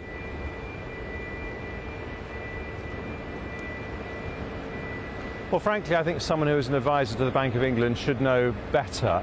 The capital allowances that I introduced for businesses give us one of the most competitive regimes anywhere in the world for business investment. One of the senior executives at Airbus, who I was speaking to this morning, I'm in the Airbus factory in North Wales, she said that what I did yesterday makes her job easier in terms of attracting foreign investment into the UK. This is a profoundly important choice we're making to make business more competitive, because we think that will mean better jobs, higher salaries in the future, and that is the only way in the end that we will have more money for our public services. I could have chosen things that were, you know, more retail, crowd pleasers, if you like. I chose to do things that are right for the long-term competitiveness of the British economy. Well, thank you very much for your time this morning, Chancellor. What's a very busy, demanding day for you. We appreciate what you've had to say, and we have to say goodbye to you right now. Thank you very much indeed. Thank you very much. And do let us know what you made of Jeremy Hunt's interview there. GBViews at gbnews.com. Let's get some reaction now from the political editor of HuffPost UK, Kevin Schofield. And we'll welcome back the former Bank of England and Treasury advisor, Dr. Roger Gewald. Well, Dr. Roger, he said about you, you should know better. Someone who's been an advisor to the Bank of England, you should know better. And that he's done a great job. And he's been told by a number of people in business that he has done a great job. Yes, well, I think three things. First of all, you've got to give the gentleman credit. I note that he's able to speak clearly whilst totally underwater. And number two, that didn't look like Airbus to me. It looked like Las Vegas. I mean, this guy must be an amazing poker player to be able to say with a straight face that he's giving us 400 whole pounds, 600 whole knicker a year, while he's taking thousands and thousands out of our pockets with a straight face is quite an accomplishment. And thirdly, yes, I do know better. It's what I said earlier. He is giving a huge amount to business.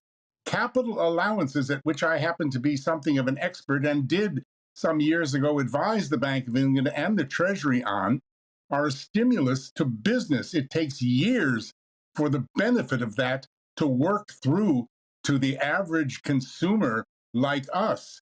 And they went for buying the votes of business with our money, which we're paying for, instead of unfreezing some of the allowances, reducing the fuel duty, and taking their foot off our throat. So yes, Mr. Chancellor, I do know better.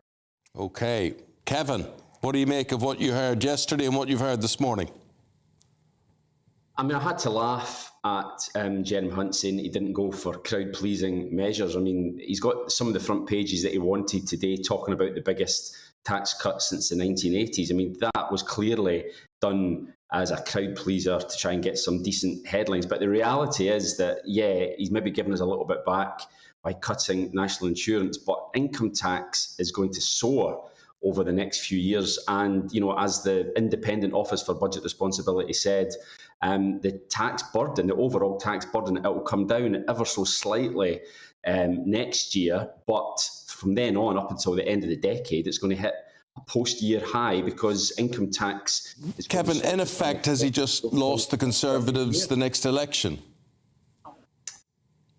I wouldn't have said, I wouldn't put it at his door. I think the next election has been lost for the Conservatives for quite some time. I think the Chancellor's predecessors probably played more of a part than he did. He's trying his best to put a gloss on a pretty miserable economic situation. I mean, the next few opinion polls will be interesting. That's when we'll get the public's verdict, really, on what he announced yesterday. But if you dig down into the small print, you'll see that inflation is going to be higher than previously thought. Economic growth is going to be lower than previously thought. And as I say, the overall tax burden is going to go through the roof. So I think if he was hoping that yesterday's statement was going to help turn the Conservatives' fortunes around, then I think he's in for a bit of a disappointment.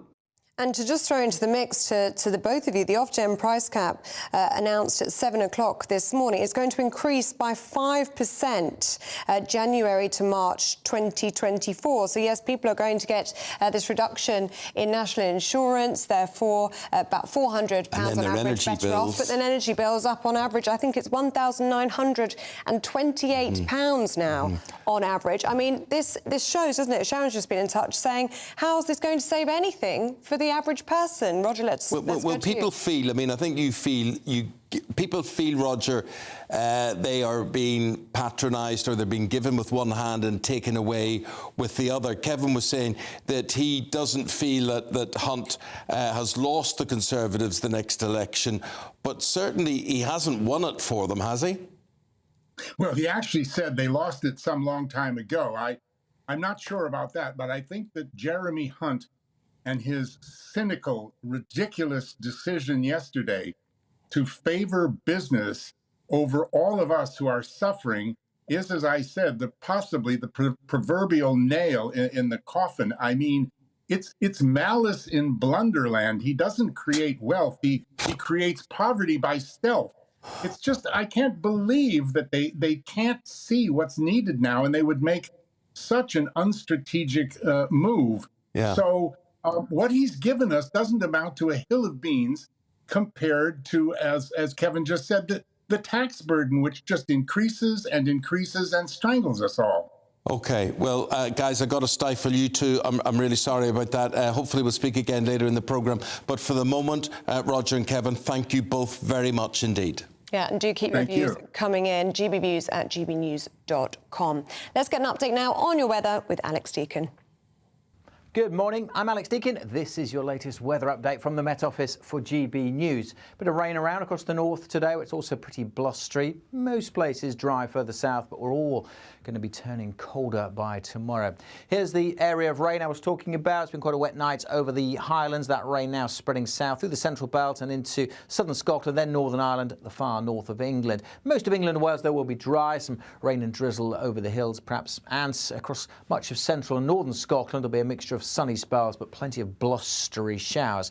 Things turning colder here, single digits, but with some brightness further south, we could get into the teens once more. But we won't be seeing the teens during tomorrow because as this band of rain sinks south through this evening, bringing some light rain for a time over the Midlands and Wales, it will be introducing that colder air from the north. There'll be plenty more showers coming in across northeast Scotland. Very windy conditions here too through today and tonight. And some of the showers coming in could be wintry, even to lower levels, potentially turning things quite icy in some spots. So a colder day on Friday, but for many it'll be a dry and a bright day with some sunshine.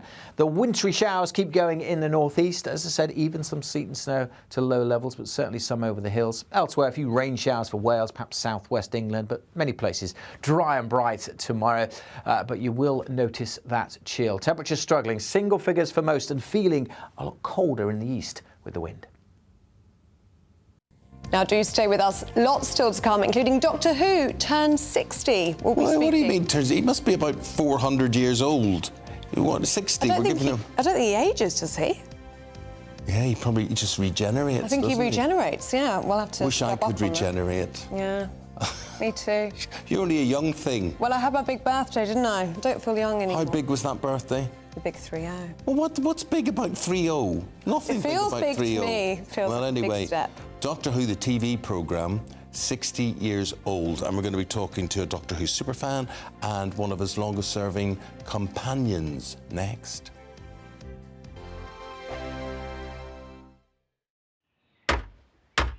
Who is it? We're here for the show. Welcome to the Dinosaur Hour with me, John Cleese. I was married to a therapist. And you survived? I thought we were getting Hugh Laurie. Second best.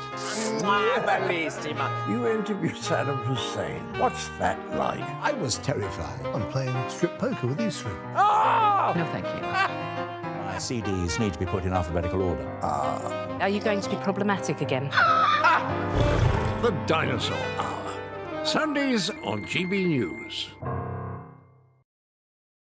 Good afternoon, Britain. Good afternoon, Britain. Join us, Tom and Emily, to find out what's happening in the heart of Westminster and why it matters to you.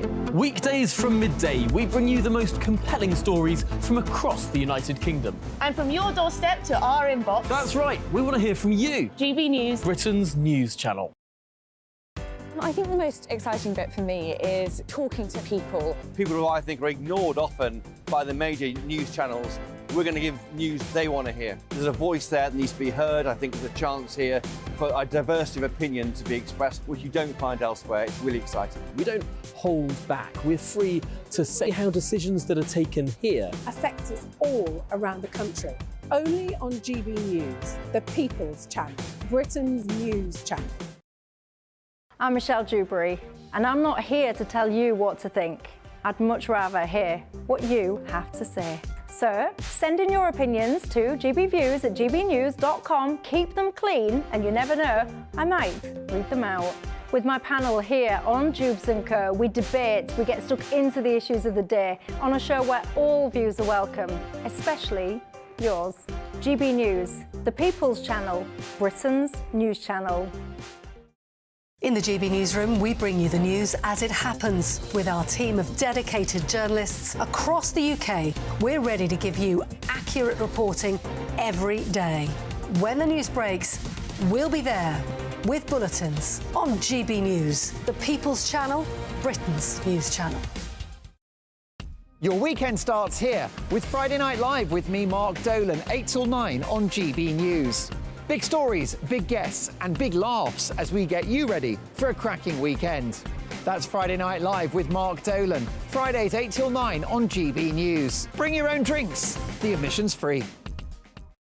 GB News, unlike other broadcasters, isn't obsessed with the London-Westminster bubble. We think there's a nation beyond the M25, and that's why we talk about the issues that matter across the land. Join me on State of the Nation, 8 to 9 o'clock, Monday to Thursday, on GB News. Daisy's listening, and you should too. Tired of the usual focus-tested, pre-prepared Westminster runaround? Well, so am I. So you want higher taxes? Is your department to blame for this? Are you rethinking this policy? Every Sunday at 9:30, I'll be sitting down with those in power to get the truth about the issues affecting you. Let's be honest, we've known about the cost pressures of this project for years, not months. That's the Camilla Tominey Show, a politics show with personality. On GB News, the People's Channel, Britain's news channel.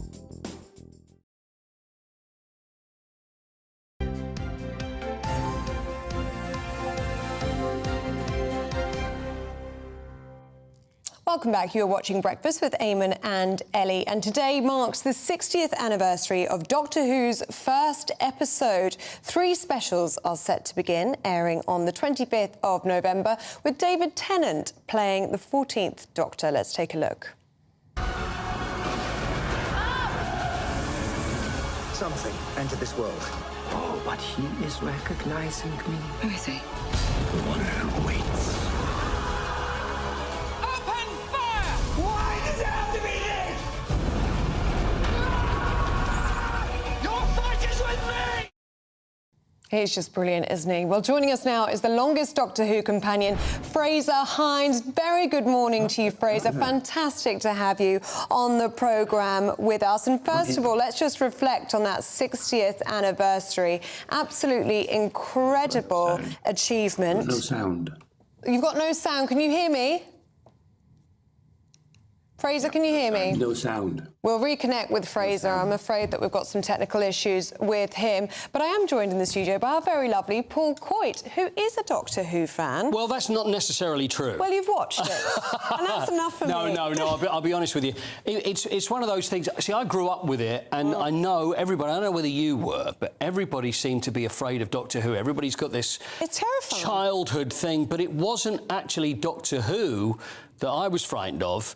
It was, as I mentioned earlier, it was the music. It was the music. Absolutely terrified me. And it is incredible music, though, and I think that's actually why it's been such a successful show. What, you think the music? I think the music is a big part of that. Wardrobe.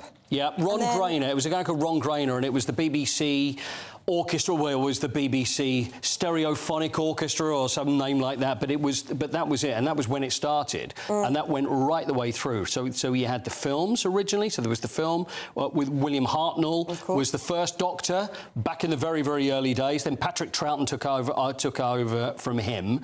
Then John Pertwee, late great John Pertwee, that was when Doctor Who then got to colour. You know what? I'm sounding nervously like more of a fan than I imagined I would be. There you are. You're much more of a fan than you think you are. It's just a ridiculous memory of all those things, and then going through to Tom Baker, and Tom Baker and John Pertwee were the main two that probably me and Eamonn remember more than anything else. Absolutely. Well, I believe we have Fraser Hines back on the line for us. Fraser, can you hear me? I can now, yes. Wonderful, wonderful. Well, Fraser, I was just asking you about well, it's an absolutely amazing achievement, isn't it? 60 years of Doctor Who, and you are the longest-serving companion. What was it like for you working on such an incredible show? It was wonderful. Patrick Troughton was fantastic as the Doctor, and he was a lovely giving actor as well. If I had an idea for something in the script, he'd say, "Oh yeah, Fraser's got an idea. Let's do it." Whereas some actors could say, no, I'm the doctor, you just do what you just stick to the script. So Patrick was lovely. But at the time when I left, it was still just a children's TV show. And I did 3 years, which should never be beaten. But if I'd known I was going to be here like 16 years later or whatever, I'd have kept my kilt, the boots, the shirt, the performance. I would have kept everything. Oh, it sounds like an absolutely magical experience for you. And you actually came back in the 80s as well, didn't you? That's right. Yeah, I came back for the 5 Doctors. I was supposed to be long with Patrick, but Emmerdale couldn't release me. Then I came back to do the 2 Doctors, and it was great. We filmed in Seville. You saw some of the photographs there of us filming in Seville. It's supposed to be in somewhere in America, but the American money pulled out. But there's a job that's 4 episodes I'm supposed to be in, the Highlanders, 4 episodes and then finish. And it's taken me all over the world, but New Zealand, America, Australia, and Milton Keynes. It's taken me everywhere. When do you think, Fraser, it went through its rockiest time? I mean, the BBC at one stage obviously decided this was not for us, we're not going to show this. And then they had to bring it back again with huge success. But why do you think it entered a rocky time, and when do you think that era was? How are you doing, Pilgrim? Haven't seen you for ages. I was just away doing a little message there, so I had to be away and come back. So sorry, I'm late to the party. That's all right. No, we go back a long way, don't we? We do. Eamonn, I remember you as a pub reporter for the BBC. Yeah, filming me riding out of Midland as a jockey. I could have been a doctor. I was reincarnated since then, so it's the way it is. Yeah, but why do you think it all went wrong that they had to take it off air? I think it was Michael Gray didn't like it. He just didn't want the show, and he was head of the BBC, and he took it off. But it was the fandom that sort of kept it going with conventions. And I think the fans said, look, this is you've got to bring it back. And I think he was forced to bring it back. And what do you think the magic is of Doctor Who? You touch upon the fandom there. There really is a fandom, and it just seems to keep growing in success over the years. I mean, David Tennant, the most popular Doctor so far. We're expecting to see him in this special, this 3-hour special this weekend. Do you think lightning can strike twice? Will he be just as popular in this special this weekend? I don't know. Sometimes you can have too much of a good thing. I mean, everybody has their favourite doctors, and some people might say, oh, not David Tennant again. Couldn't so-and-so come back, or, whatever. So everybody has their favourite doctors, but let's hope, it's a success. Do you remember watching it as a viewer? I did, actually. I watched it because I used to watch it after the horse racing on a Saturday. I dashed back from the betting shop and watched Doctor Who. I wasn't an avid viewer, but I just sort of dived in and out. Paul and I were saying earlier on, the fact that, in William Hartner's day or Patrick Triton's day, when it was in black and white, that added to the atmosphere of it and in a way, maybe the scariness of it. You're right, Eamonn. To me, black and white shadows are scarier in black and white. In colour, the shadows seem to be lighter. But, you can see straight out the shadows. But if it's in colour, you're right. Black and white is definitely scary. Also, the theme music, classical, absolutely. That was the scariest thing. And do you remember the opening titles? Fraser's going to freak me out if he starts doing the music. I'm going to end up running on. There was this sort of smoke sort of issue thing that went doodle-doo, doodle-doo. Yeah, that's it. Doodle-doo, doodle-doo. It was... It's like the Bond theme, It is. Iconic. You know what? With the music, Fraser, isn't it true? Didn't you make a record? Wasn't there a Doctor Who song that you did? Yeah, Who's Doctor Who? Written by Les Reed and Barry Mason. Legendary songwriters. Delilah for Tom Jones. Yeah. And The Last Waltz for Engelbert. And then Barry Mason, we used to play football for the Showbiz 11. He said, me and Les are going to write your record. And they did. And I was the only flop they had. But look, you're still flopping. Still talking about it, still there, my friend. Flip-flop around. Lovely talking to you, Fraser. Thanks for reliving the memories, and great to see you. Thank you very much indeed. Thank you. It's lovely to see you with your daughter there. No. Yes. Are we doing sport with you? Well, we are, but I do remember, I don't know whether you remember this, because I just remember there was a Weetabix thing. No. It was a Doctor Who Weetabix free. You know when you used to get free stuff with cereal? You don't get that anymore. Yeah. And it was. Did they do Cyberman masks and things? That's it. There it is. Look at that. It's funny. It comes back to me, right? That is exactly it. Now, is it inside the TARDIS? So you would cut that out, and then you would get the figures. There we are. Oh, there's the TARDIS. So then so that would be the back of the Weetabix box. Yeah. I remember cutting it out, and then you fold it round, and then you get the figures, and then, well, I don't know whether but did I actually really play Doctor Who with the figures? I probably did. But that was free with Weetabix back in the 70s. I remember it really well. You used to get nothing with Weetabix. Weetabix was, you know, like a staple diet, sort of boring type food. And they never gave free gifts away, whereas Sugar Puffs... Oh, did they? Oh, you would get Star Trek badges and stickers. See, I love it when you put your hand in there trying to find... But my mother would never buy it. We'd say, Mummy, can we have Sugar Puffs? And we'd say, they're too expensive, you can't have it. So you only want it for the free gift, Eamonn, don't you? Is that what it was? Right. Yeah. So we'd end up with porridge or Weetabix. Oh, dear. Whatever. Healthy breakfast. That's very sad. Anyway. That's taken me right back, that has. Has it really? Yeah, cutting out things out of cardboard boxes. Yeah. They've stopped doing it. But the thing is, though, I used to get told off because I would cut it out whilst the cereal was still being used. That was pretty bad. Harry Maguire was used in the Ghanaian Parliament. Now, we want to talk about this. Remind everybody of the story. This was Budget Day in Ghana. How was Harry involved? Isaac Adogo, who was debating the economic budget in Ghana at the Ghanaian Parliament, and then he says, basically, that they'd scored an own goal, talking about the opposition, just like Harry Maguire would do for Manchester United.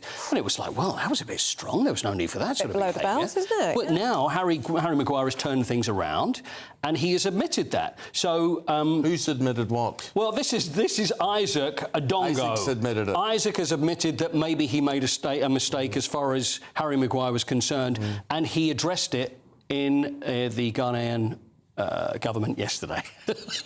Would you like to see? It will make more sense from him, maybe, than it will from me. Paul will be back with all the big political stories off the day at the top of the hour. Let's have a look. Let's have a look.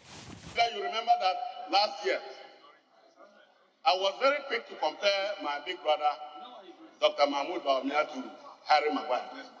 Mr. Speaker, I now apologize to Harry Maguire. Mr. Honorable Chairman, sir, you got very angry when I used your defender as an example. Today, Maguire has turned the corner, is a transformational footballer. Harry Maguire is now scoring goals for Manchester United. Mr. Speaker, Harry Maguire is now a key player for Manchester United. Well, it shows you how big United are, big in Ghana there as well. He apologised. Harry Maguire on Twitter has accepted the apology. Oh, has he? Everything's nice. Yeah, and fair play to Harry for sticking up and doing what he's doing. Now, you were saying that there's a new... Well... this is an even bigger story. Oh, it's an even bigger story. It's an even bigger story this week. I sort of can't believe this story, that litter picking is a sport. It's called Spogomi, and it's in Japan, and they have teams around the world, 21 teams, took part in this competition, litter picking. There we are. That's the sport. I tell you, it's a good sport to have, though, isn't it? They try to get kids doing it with the wombles, now make it into a sport. Look, there we are. There's the Australian team. And what they have to do is collect as much rubbish as they can. Now, burnable and non-burnable rubbish is 10 points per 100 grams. Cans and bottles, 12 points. Plastic bottles, 25 points. If you manage to find a cigarette butt, 100 points for a cigarette butt. Wow. But to avoid any cheating, you're not allowed to run, you're not allowed to follow other teams. There's the British team, look at them celebrating, they can't believe they're like... And if you ransack bins, that is an absolute no-no, because then you can be stealing rubbish, and you've got to do it from the streets. Jonathan Alexander Winship and Sarah Parry, they are the world champions for Britain. Jonathan. And you know what, and in Japan, it's their sport. It's like going over... It's like going over... It's big in Japan, big in Japan. So it's like going over there and winning sumo wrestling. That's how important for this country. Their streets are so clean, though, in Japan. I mean, they're struggling. That's why. They're struggling for liquor. You should have seen it before the competition. They need to come over here. I know, but that's it. If it catches on here, who knows where it's going to go. Well, that's very interesting. Thank you very much. Thank you so much. Indeed. That's what I'm here for. Thank you. You're here for everything. Right. Still to come. Office workers are being left befuddled by bizarre office jargon buzzwords. No. There's a lot of those. That's next.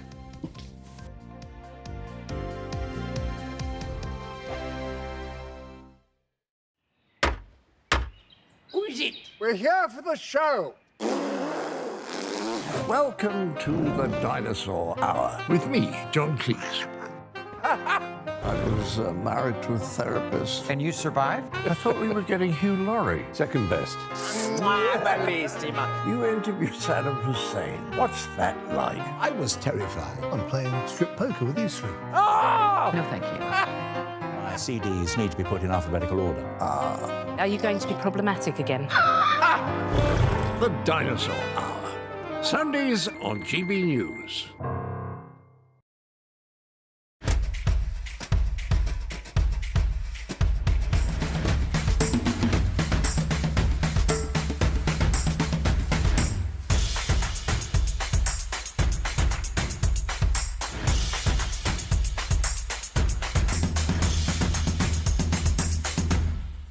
Wake up to the headlines with Headliners every morning at 5 a.m.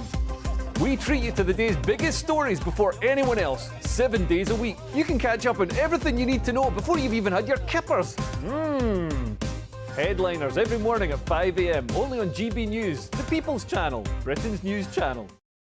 GB News, unlike other broadcasters, isn't obsessed with the London-Westminster bubble. We think there's a nation beyond the M25, and that's why we talk about the issues that matter across the land. Join me on State of the Nation, 8 to 9 o'clock, Monday to Thursday, on GB News. Daisy's listening, and you should too. I think the most exciting bit for me is talking to people. People who I think are ignored often by the major news channels.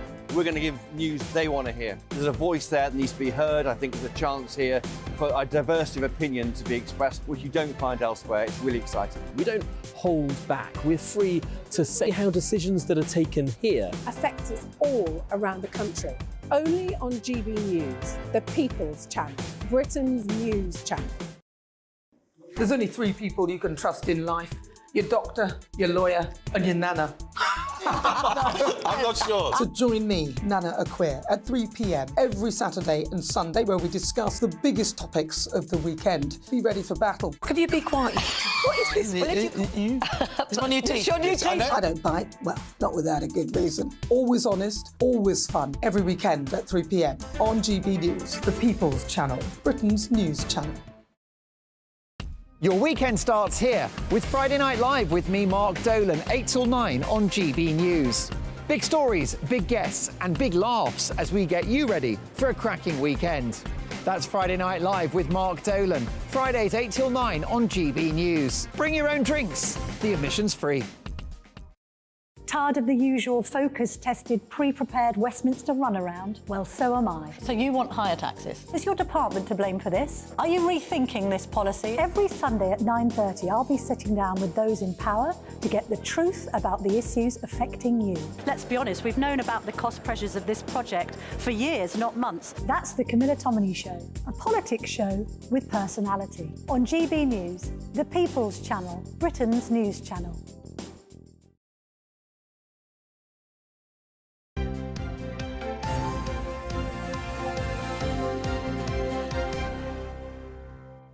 Yeah, Norman Baker and I are just talking about the golden age of cameras, and they're sadly missed cameras. I mean, it's just sort of, this is, you may not think this has anything to do with anything, but I think it's very, very important that people just use these blooming phones all the time. And I don't know, personally, I can't see, well, anyway, what do you think? They produce very good images. I mean, the phones are really good these days. But the thing is, if people lose their phones, the data's lost, something else changes. And I think a whole lot of photographs taken now on phones will not be available in 30, 40 years' time. They'll never see the light of day. Whereas if you go back to 1980s, 1990s, people used cameras, and those photographs are being kept. They'll still exist. So when it comes to looking at society in 100 years' time, that's a period you'll have photographs for. I don't know if I agree. I think you've got a little one, haven't you, Ella? I think if you were to look at photos of me as a baby, there's probably a handful. I think there's a few photos. Yes, but what you're saying is that the handful was preserved and put in an album, and you go back to it. You're absolutely right. When I was young, the only time anybody took photographs was at summer holidays. No, I don't think they did Christmas, but let's say they did do Christmas. You would have twice a year, and that you would have taken 12 or 24 pictures. You would have sent them off to the chemist, and it had been cross your fingers whether they come out or not. That's true. I make a point of doing that. Do you? And I use film, and there's been a kind of revival around film photography, but they've stopped producing it. It's the most, can you believe it, the most extortionate. To get a roll of film, buy it and get it developed now, you're looking at over £30. Stop. It's and it would be, a couple of quid or something previously. But I think there is something about, my phone is filled with a million pictures of my son. None of them are any good.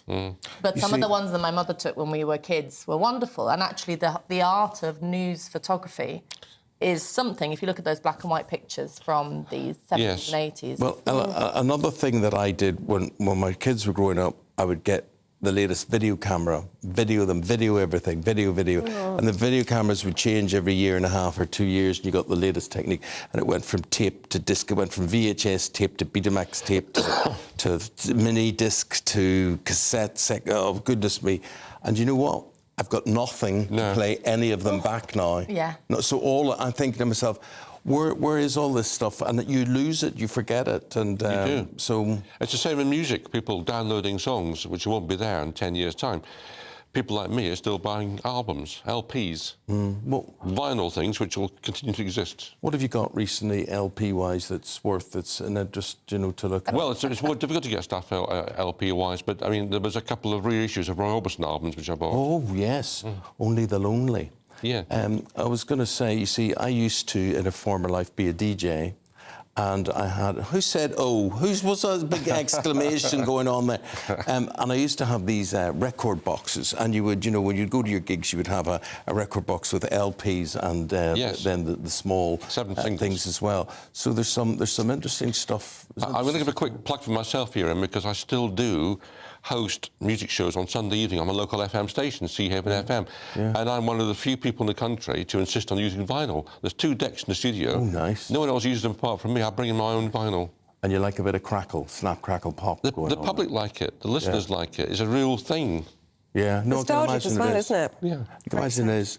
Let's refer to the headline makers. Shall we? And Norman, let's stay with you, shall we? In the COVID inquiry, and quite a shocking revelation yesterday from Jonathan Van Tam that his family had been threatened throughout the pandemic. Well, I've picked this out because it is shocking that people in public life who are performing a function can be subject to these kind of threats, and not even him, but his family. And it seems to me that we're now in a position where people feel able to insult people who are delivering a public service, and I think that's all right. It's not just that. We had an MP, of course, who was murdered not very long ago.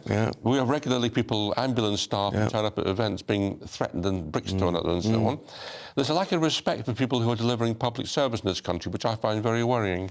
And that's what he expressed, didn't he, at the COVID inquiry? He said the only reason he raised it in his statement was because he's concerned that, God forbid, something like this were to ever happen again, people could not step up to these kind of roles and this kind of responsibility for fear of what it means to their family. Yeah, there was that. I remember that incident where Chris Whitty was kind of manhandled. Yes, that's right. And jostled by someone, although that it wasn't as serious as a death threat.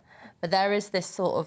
I think there's a bit of a breakdown in sort of sociability. Maybe it's been heightened by the pandemic of us being isolated from each other, and that people seem to have forgotten that it's wrong to be sort of antisocial. I keep thinking about the sort of the Mizzy effect. The young man who has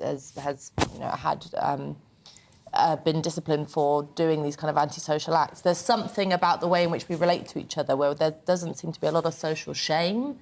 It's weird to talk about shame as a positive thing, but we don't seem to be as accountable to each other as we were previously, and that's that's something that we need to talk about, because it goes without saying it's not okay to send death threats to someone, but there's, on the lower end of it, there's something going on with our ability to sort of... But Ella, let's face it, there's some people whose days would not be complete if they didn't issue a death threat. You know, there's people who are waking up this morning and they think, who do I hate? Who do I hate? Who can I get on this keyboard and attack this morning?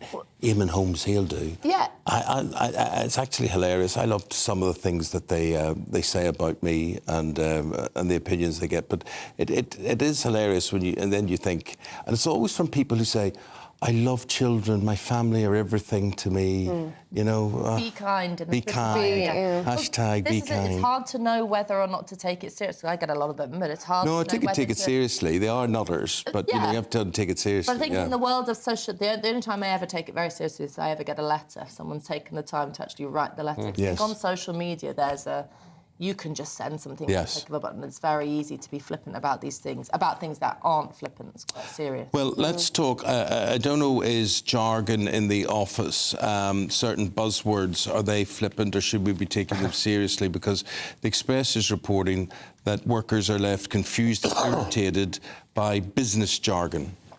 Well, people are using cliches which become very tired and boring, and actually sometimes you don't understand what they mean. I don't understand what some of them mean. There's just one here like weighing the pig won't make it fatter, which is, I suppose, true, but what does it actually mean? And what's the purpose of using that in the office? Well, there's another one here, let's not boil the ocean. Heard of that one? Let's not boil the ocean. But these are used by people who don't know how to use or don't use exclamation marks and question marks and things, and they don't use punctuation, but they come out with philosophy like this. Well, it's just garbage, actually, because what they've done is picked up the phrase from somewhere and repeated it without knowing what it means. And it says in the Express, quite rightly, it's the stuff even that David Brent wouldn't use in the office. Yes. But the thing is, Ella, we're going to lose the skill of writing. We talked about losing records and cameras. And actually writing, I'm holding a pen in my hand, as is Ellie there, but things that we actually write or have to write during the day are becoming less and less. Well, there are some schools in which kids are being, the whole, you know, the sort of teaching you cursive that I used to have to do is being done away with, and instead all work is done on a computer. And you might say, well, it's 2023, most of our lives are spent on a computer, whoever writes anything anymore, why would you need to? But that is losing a kind of skill, and I know a lot of the interns that I work with sometimes, if we ever have to write a letter, you know, addressing an envelope is something that a lot of them haven't done. So losing those kind of central skills. But I think a lot of, you know, the business jargon thing is interesting because a lot of it is just a way of masking what you're really talking about. The one that I hate is whenever anyone says that so-and-so is experiencing financial difficulty. And you think, what does that, do you mean they're poor? What does that mean? Yeah. You know, there's a way of talking about this that's much more simple. So I think a lot of the time it's used to sort of mask and put a bit of a shine on lipstick on a pig. There's another cliche. Yes, and people are vertically challenged. You mean they're short? what's wrong with that? It's not a problem. Really interesting, though, you talk about losing skills. I was talking to a secondary school teacher the other day who was saying she's feeling it in her classroom with secondary school kids not being able to spell because they're typing all the time on their phone or on their laptop, and you use autocorrect. Well, I mean, autocorrect is not a good idea. And actually, people rely too much on the computer to tell them what's right and what's wrong. You can get... What it does is identify words which don't exist. It doesn't identify the correct use of words, and you can use a word which exists. I mean, the one in the civil service was public and pubic, to be honest with you, and that wouldn't be picked up by spell check. No. Because those words both exist. And there's words that decrees doesn't exist. For instance, I obviously type the word God quite a lot and use it in expressions. I don't know why, but does it ever come out as God? No. Gid, G-I-D, git, G-I-T, but it doesn't recognise God at all. For is another one, which it immediately automatically changes to fur for me.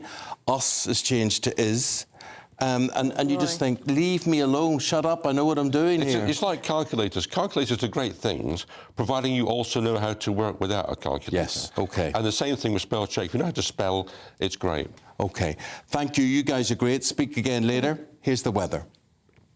Good morning, I'm Alex Deakin. This is your latest weather update from the Met Office for GB News. Bit of rain around across the north today. It's also pretty blustery. Most places dry further south, but we're all going to be turning colder by tomorrow. Here's the area of rain I was talking about. It's been quite a wet night over the Highlands. That rain now spreading south through the central belt and into southern Scotland, then Northern Ireland, the far north of England. Most of England and Wales, though, will be dry. Some rain and drizzle over the hills, perhaps, and across much of central and northern Scotland. There'll be a mixture of sunny spells, but plenty of blustery showers. Things turning colder here, single digits, but with some brightness further south, we could get into the teens once more. But we won't be seeing the teens during tomorrow because as this band of rain sinks south through this evening, bringing some light rain for a time over the Midlands and Wales, it will be introducing that colder air from the north. There'll be plenty more showers coming in across northeast Scotland. Very windy conditions here too through today and tonight, and some of the showers coming in could be wintry, even to lower levels, potentially turning things quite icy in some spots. So a colder day on Friday, but for many it'll be a dry and a bright day with some sunshine. The wintry showers keep going in the northeast. As I said, even some sleet and snow to low levels, but certainly some over the hills. Elsewhere, a few rain showers for Wales, perhaps southwest England, but many places dry and bright tomorrow. But you will notice that chill. Temperatures struggling, single figures for most, and feeling a lot colder in the east with the wind. Look, we're going to be talking about the autumn statement at the top of the next hour. Yeah. Hunt eases the tax burden, 2% down on national insurance, average of about £450 saving. Is that enough for you? And will that dictate how you vote at the next general election? Let us know. OK, keep in touch. We'll see you top of the hour. Don't go anywhere.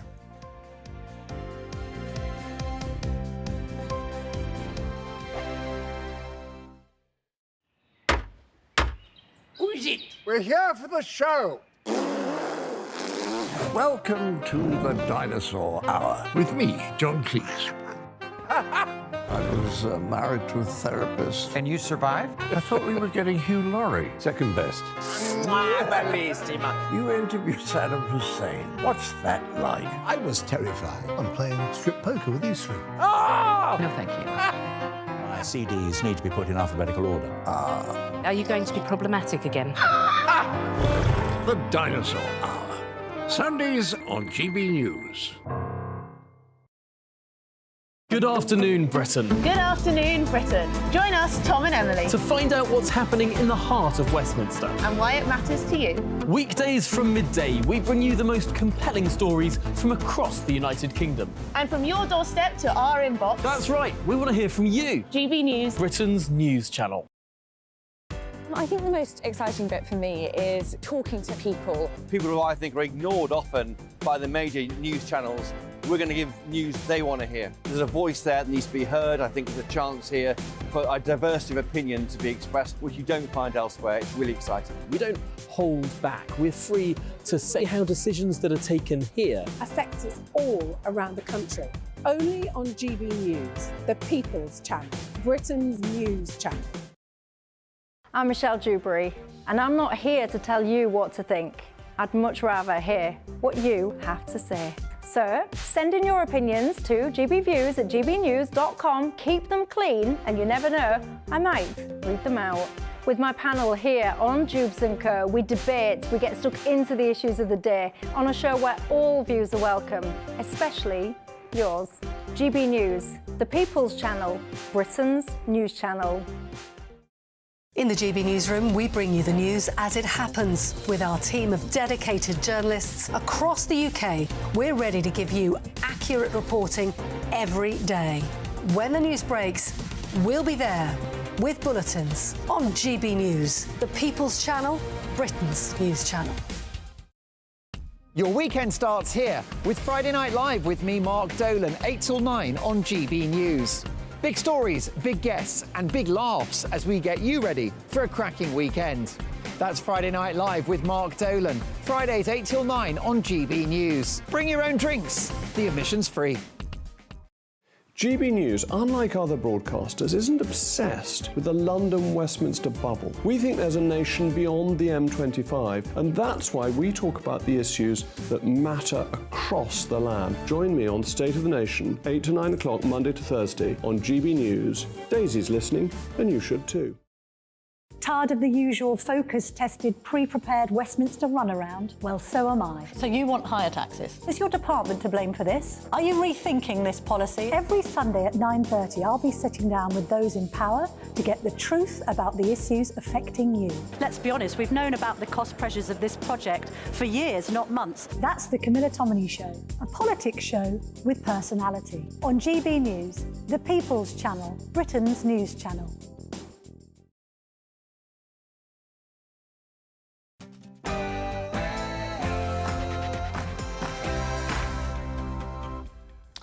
It is 8 o'clock, right on the dot. A very good morning to you on this Thursday morning, 23rd of November. You're tuned into Breakfast, online, on TV, with Eamonn, Holmes and Ellie Costello. And here's what's leading the news for you this morning.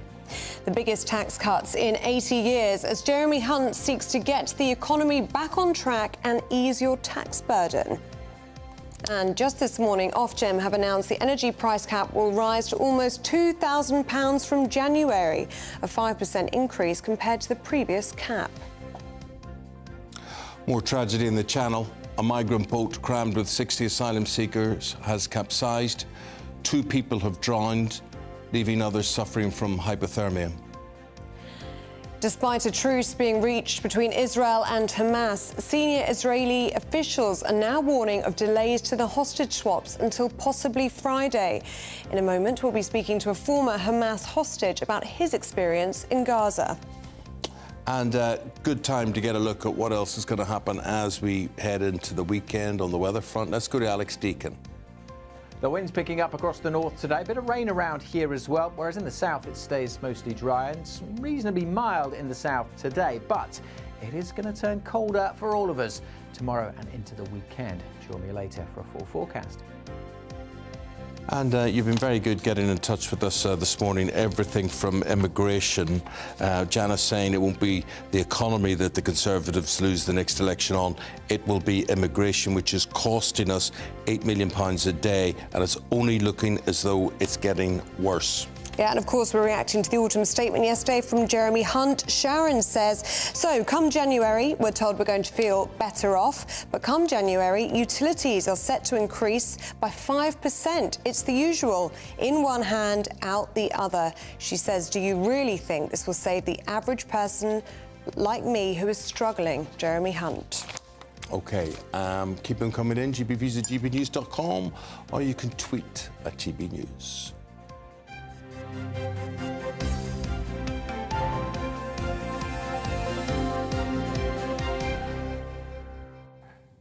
The economy is working, but there is plenty of work still to do. That's the message from Jeremy Hunt as he starts the cell today on his autumn statement, which could be his last before any future general election. Well, the Chancellor joined us earlier, and this is what he had to say about the state of his party.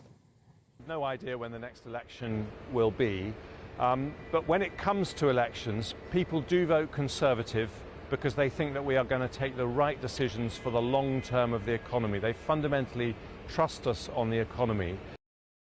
Well, that's what the Chancellor thinks. What does the political editor of HuffPost UK, Kevin Schofield, think?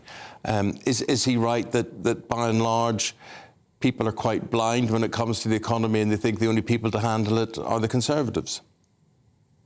I mean, I always think that Labour probably have to work that little bit harder to earn the public's trust when it comes to the economy. But I mean, the Conservatives have done quite a lot to trash their own reputation over the last few years, not least during Liz Truss's short-lived time in Number 10. I mean, I think the devil was in the detail in the autumn statement yesterday. Obviously, the Chancellor wants to focus on the headlines of cutting national insurance and cutting some business taxes. But overall, the tax burden is going to keep going up. And by the end of the decade, it will be at a post-war high. They'll be raking in an extra £44.6 billion a year by then in taxes. And that's mainly because they've frozen the income tax threshold. So more and more people are being dragged into paying higher rates of income tax. And it was significant, I think, that Jeremy Hunt chose not to touch that yesterday. So yeah, I think people might initially look rather favourably on what he announced, but I think once they realise what the full implications are, then I think it's not going to make a massive difference as we head into the next general election. Do you think this next election will be won on the economy? And if so, has Jeremy Hunt done enough here, even implying this morning that there's more still to come? But they are still trailing 20 points behind Labour. Yeah, I mean, the economy generally does drive people when it comes to their voting intentions. They try to work out whether they're better off now than they were at the last election, and which party will make them better off after the next one. I mean, the cost of living crisis is still uppermost in voters' priorities, followed by the NHS, then immigration.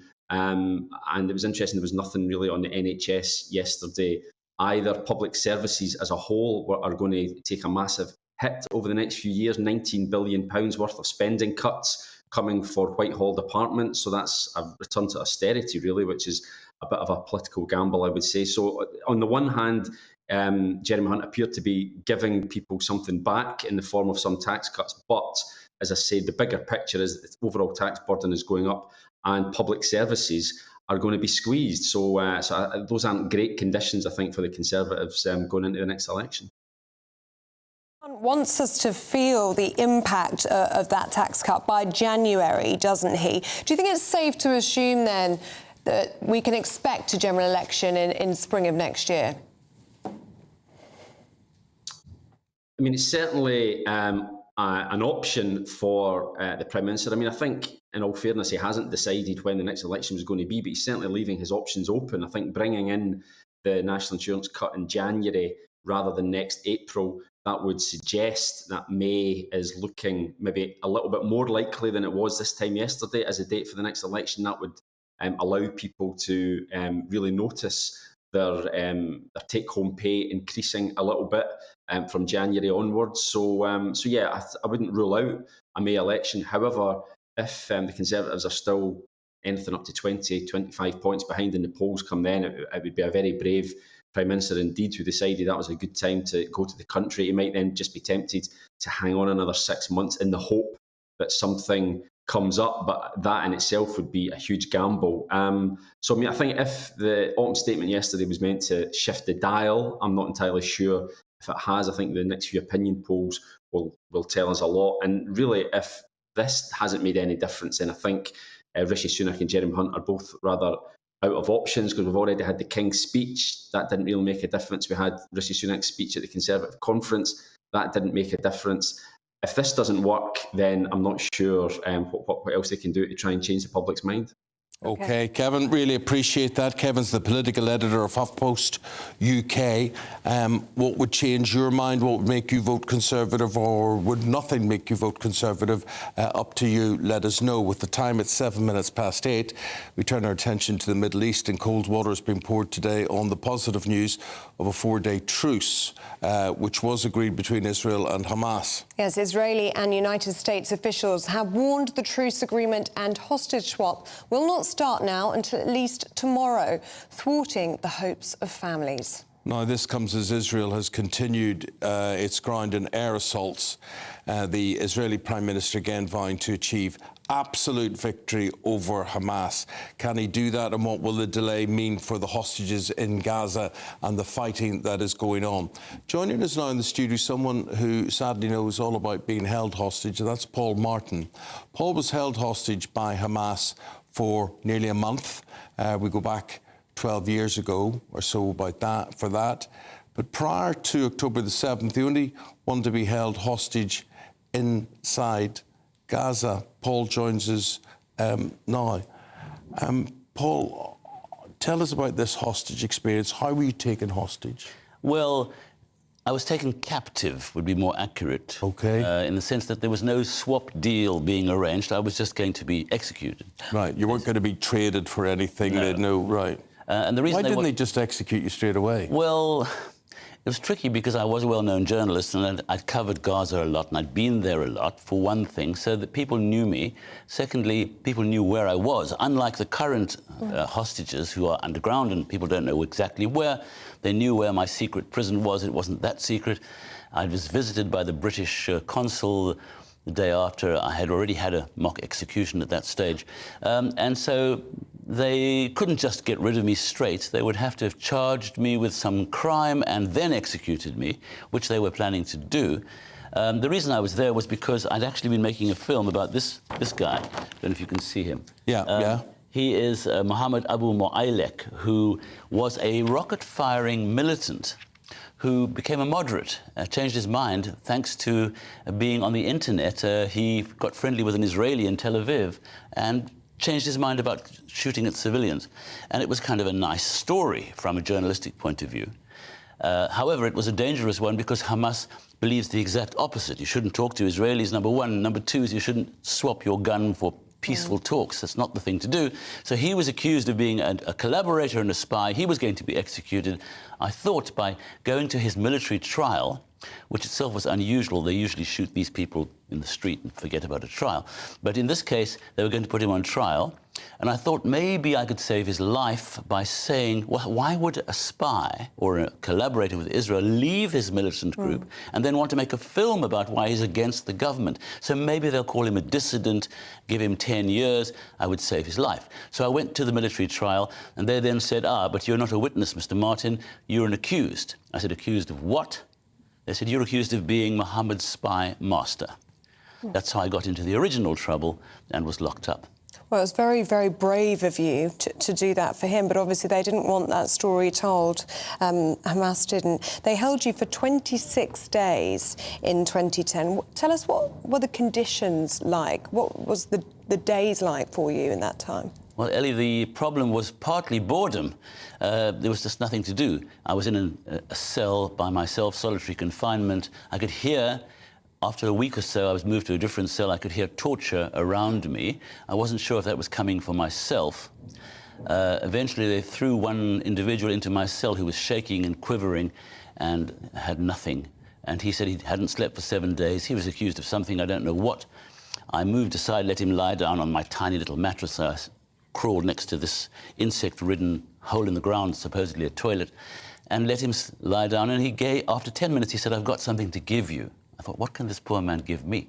He pulled out of his pocket with his quivering hand a packet which contained 6 dates.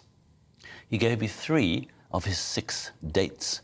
That was half of everything he owned in the world at that point. I thought, well, you can still find wonderful humanity here in the midst of all this awful stuff. But meanwhile, while they had put this man through what he was being put through, they were playing Russian roulette with your head. They tell us about that. Well, they'd already, as I said, once put the gun to my head on my first night of captivity, and I thought, what's the guy going to do? And he picked up this Kalashnikov, and he started to pull the trigger. I must say I didn't have any tremendously brilliant thoughts or deep philosophy. I was just thinking, when's the bang? And he pulled it closer, and then he stopped. It seemed like a long time. Pointed the gun in the air, he laughed, he smashed the butt of the gun on my knee, which I thought was a good outcome. That was the first time. The second time I was taken away to some buildings where I thought I was being executed. I'd already been to those buildings previously as a reporter, where they had used to push people off the top of buildings. Good God. So I thought that was going to happen. It didn't. Right. What does Hamas get out? We look at this situation today. What is it about hostage-taking that floats their boat so much? What sort of power does it give them? Well, first of all, hostage-taking is quite a common practice right around the Middle East and has been for over a century, so it's not totally unusual. But secondly, they know this is a weak point of Israel, because Israel, being a democracy, there can be a lot of pressure exerted on an Israeli government when they need to get those hostages back, particularly if they're children and women, as in this case there are many of. So it's a way of putting an enormous amount of pressure on the Israeli government, and a guarantee, in a way, that Israel won't go to the nth degree. They're hoping that they can draw this whole thing out long enough to prevent Israel from actually destroying Hamas and finding international pressure that will stop Israel from actually finishing the job. So in that sense, it has some military value to Hamas. Paul, how did you become free? And what hope do you have for these 240 hostages inside Gaza right now that they too will become free? We're hearing about a delay already. Yes, well, I had 26 days in there, but it was a different situation. I was set free, I think, partly because I got some support from actually anti-apartheid activists. In my youth, I'd been involved in that, and Archbishop Desmond Tutu wrote and complained and said I was a good guy, and there were various other sort of pressures put. Not the same kind of pressures as these hostages are under. I predict that Hamas will draw the whole process out. So they will let out these 50 or 60 or 70 they're going to let out now. They've got plenty more pawns to play with, and they'll draw it all out and make as much publicity as possible. Already Hamas is saying, we've won a victory. And their recent statement, there's a victory, we've got our hands on the trigger. So the way they see it is, the longer they draw it out, the less Israel can achieve, the more it looks to the Arab world and to their constituents and audience as a victory. I'll tell you what I would say to you. They should make the most of that, because the vengeance, if Israel, when they get as many hostages as they can back and they realise that's your lot, there isn't going to be any more, Netanyahu, he basically wants them eradicated. He wants them erased. Will he be able to do that? It's a good question, and I don't really know the answer, but I'll tell you one thing. Even if Hamas itself is destroyed, the ideology behind it and the ability to indoctrinate the new generations is huge. First of all, obviously, growing up with violence all around you and Israel bombing you, the kids don't know that the reason that the bombing is happening is because of what happened, the gruesome events of October the 7th. They don't know that. They just see bombs. Yeah. They can feel more anger towards Israel. Secondly, they're indoctrinated. I just want to show you this. It's upside down, mate. Oops, I'll show you this picture.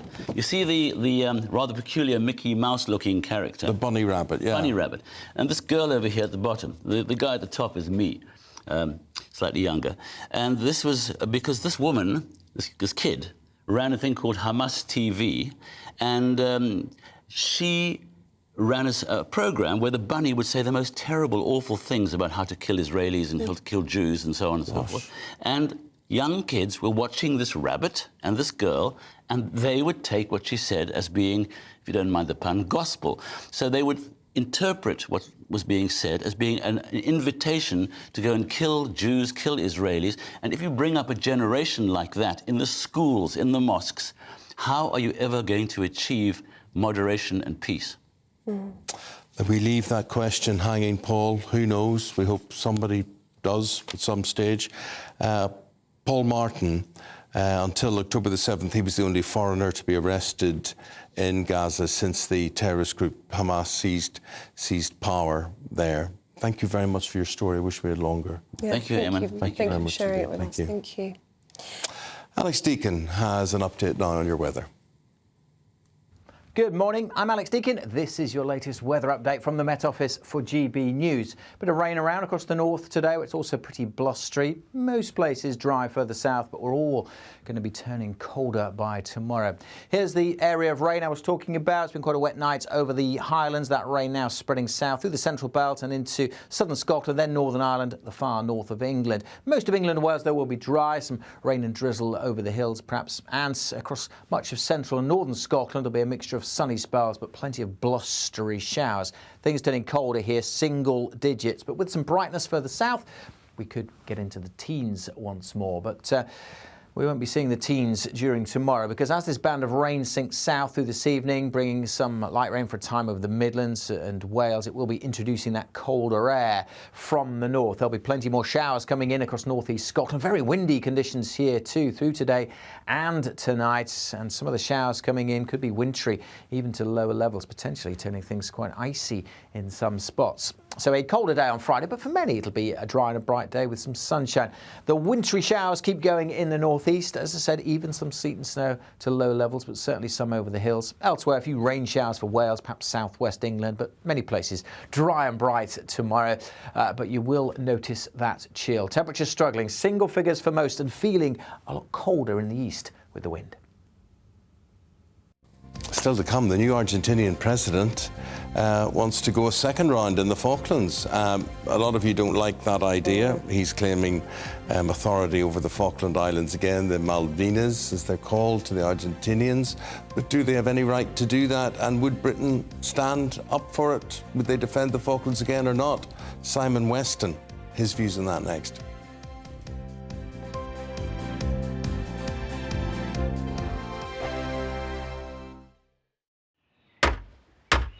Who is it? We're here for the show. Welcome to the Dinosaur Hour with me, John Cleese. I was married to a therapist. And you survived? I thought we were getting Hugh Laurie. Second best. You interviewed Saddam Hussein. What's that like? I was terrified. I'm playing strip poker with these three. No, thank you. My CDs need to be put in alphabetical order. Are you going to be problematic again? The Dinosaur Hour. Sundays on GBNews.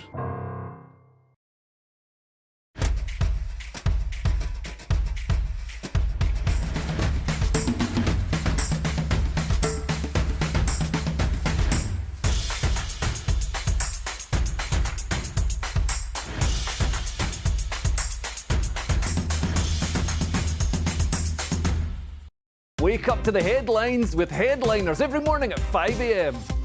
We treat you to the day's biggest stories before anyone else, 7 days a week. You can catch up on everything you need to know before you've even had your kippers. Headliners every morning at 5 a.m. only on GB News, the People's Channel, Britain's news channel.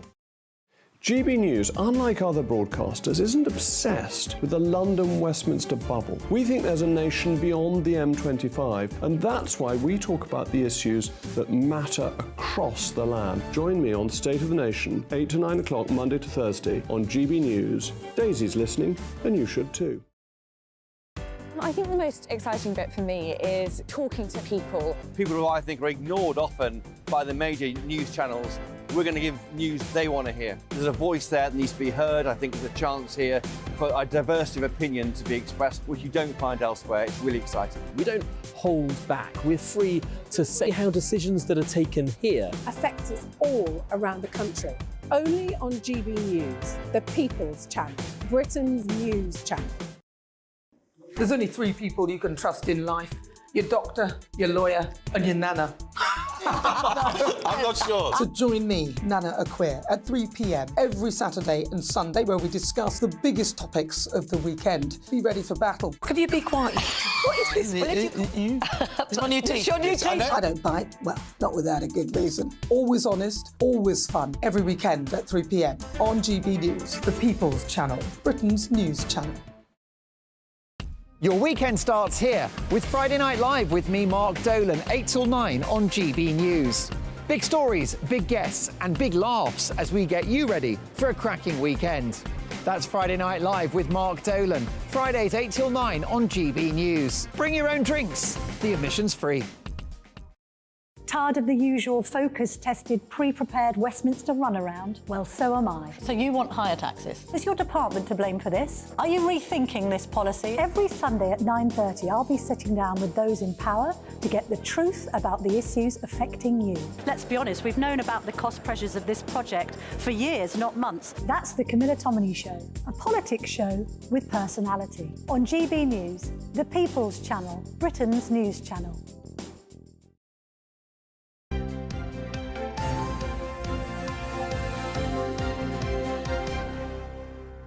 More autumn statement or mini-budget reaction now. We've spoken to the Chancellor this morning, during which he told us that the public, the public, fundamentally trust the Conservative Party when it comes to the economy. This is what he had to say. I have no idea when the next election will be, but when it comes to elections, people do vote Conservative because they think that we are going to take the right decisions for the long term of the economy. They fundamentally trust us on the economy. Well, what if you're a politician and you're not a Conservative? If you're in opposition, what do you think? Sarah Olney, we say good morning to Sarah now. Sarah is a Liberal Democrat spokesperson for the Treasury. Sarah, good morning. Do you think the Chancellor has a point that basically they've got trust cornered when it comes to the economy? Hello, good morning. I absolutely don't know. I've spent, a number of different occasions this year. I've been out and about knocking doors, speaking to voters, in all sorts of places. And the strong message that's coming back to me every single time is that people don't want to vote Conservative anymore. I think that trust is gone. I think last year's mini budget from Liz Truss really did a lot of damage. And what a lot of voters are now seeing is they're seeing much, much more expensive mortgages. The interest rates have really gone up on their mortgages. They're seeing food prices going up, up and up and up at the till. And they're seeing, and again this morning we're hearing that the energy price cap is going up, so people can look forward, if I can put it like that, to higher energy bills again this winter. And what they see from the Tories is basically they're just completely out of touch. It feels like Rishi Sunak, Jeremy Hunt, they don't really understand what it's like on the ground for ordinary everyday people. Now, Sarah, you will be hoping, when it comes to the next general election, to pick up disgruntled Tory voters, those who, for whatever reason, don't want to vote Tory, but they can't bring themselves to vote for Labour. So what would you do differently? What would you be offering people when it comes to the economy? The Liberal Democrats' #1 priority is the NHS, and our key focus would be to get that waiting list down. We know there's about 8 million procedures that people are waiting for. We know that there's about 400,000 people who were on the waiting list this time last year when the Chancellor last delivered an autumn statement, who are still on that waiting list now. They've been waiting in pain or discomfort for over a year for treatment. And that's obviously that's terrible for their quality of life and their ability to live life to the full, but it's also bad for our economy. One of the reasons that we're seeing, real difficulty in achieving growth in our economy is because we lack staff. And one of the reasons we can't get workers into the workforce is because they're on the waiting list and they're waiting for treatment. So for us, that would be our absolute #1 priority. And when Liberal Democrats up and down the country are speaking to voters or to the people that they represent, they know that alongside the cost of living, the NHS is their biggest worry. So that would be our absolute focus. But Sarah, it's an unfortunate way the way politics is going, that I think particularly under the Conservatives, money seen or budgets seen to be spent on infrastructure, whether it's rotting classrooms, whether it is train drivers, whether it is, as you say there, the NHS in some form or other. Money put into areas like that is painted as wasted money. It's painted as if, unless it's going into your pocket, what's the point of doing this? And, increasingly I look and I say, I'm not political, I don't vote for any of you, but what I do stand back and say is somebody at some stage in this country has got to take accountability and say, we need a structure, we need an infrastructure, we need to build Britain better. I 100% agree with you, Eamonn. I think one of the things that we're strong advocates of as Liberal Democrats is what we call an industrial strategy. And it's very much about pulling together all of our priorities as a country, bringing them together in a single policy and using that framework to allocate resources, public resources, but also to attract the private sector into investing. And I think that's one of the that's part of the huge damage that the Conservatives have done to the economy over the last few years, is that the constant chopping and changing, not just of prime ministers and chancellors and other secretaries of state, but also, 1 minute we're all, supporting HS2 and the next minute it's been scrapped. And that's just symptomatic of, constant, very, very last minute or short-term decision-making of the Conservative government. We need to set out a proper industrial strategy, a proper plan for infrastructure, a proper approach to how we want to go forward, and enable both public resources and private sector funding to come in behind that. OK, Sarah Olney, very good to see you this morning, Liberal Democrat spokesperson for the Treasury. Thank you very much. Thanks for your take, Sarah. We'll leave it there. Thank you very much indeed. The new president of Argentina, he's a bit of a firebrand. He's a bit of a joke hairstyle, we have to say, but what he talks about is not a joke. His name is Javier Milei, and he has vowed to take the Falkland Islands back. Yes, garnering nationalist support over a deeply rooted colonial issue. But is it what those living in the Falkland Islands want? And are they capable of sending a force to the Falklands today? Well, let's speak to someone who knows quite a lot about this issue. This is Falklands war veteran Simon Weston. Very good to see you this morning, Simon. I wanted to start by asking you how this sort of rhetoric makes you feel when you think of yourself, who was wounded in the Falklands, and those who fell alongside you. Well, it's very much a case of same old, really. Every new leader that comes into Argentina says the same thing. The Argentinians and the politicians there have got to realise that their corruption and denying the military, their military, of any funding to keep improving, to keep upgrading, has degraded their ability to do anything. So saying he's not going to go and do any military action is pretty much a misleading thing, because they couldn't anyway. They don't have an air force. They've got about 4 serviceable fighter aircraft. Their army and their navy is very much downgraded. A bit like Russia and Ukraine, really. I mean, Russia robbed all the money out of their Ministry of Defense, and the Argentinians did the same thing because they didn't want to have another junta. They didn't want to have a military come in and kick all the corrupt politicians out, so ending their gravy train. Fernandez de Kirchner, she did the same thing, and her husband previously to her. But the sabre rattling is very unsettling for the islanders, and that's the biggest problem. And they have to live with this continuous threat that the Argentine and the bigger country is going on about. But their claim bears no credence whatsoever. You know, they say they occupied the islands, and well, they were never kicked out. There was never a war to kick them out, apart from when they illegally invaded. You know, the British have been there for over 250 years, before Argentina was ever a country.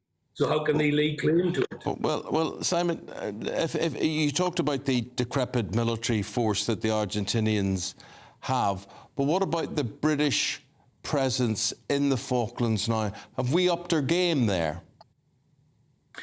Well, we certainly have better aircraft than they've got. We certainly have better trained pilots at the moment than they've got. And we certainly have a larger force than we had back in '82. So for them to come across with antiquated ships that really couldn't stand up to the one ship we have down there, they certainly couldn't withstand the force of the 6 or 8 fighter jets that we have based down there. And the 1,500 to 2,000 soldiers we've got down there. I think they would have a much more difficult time of trying to invade than they did back in '82. And we have greater systems now as well, spy satellites and such like, to know when they launch anything. So I don't think that's ever the case. But what we've got here is a guy, and some of the things he said, I mean, I don't find too unreasonable. But what baffles me is they've continuously got this cabal of nations from South America to come together to try to put pressure on the UN and everything else.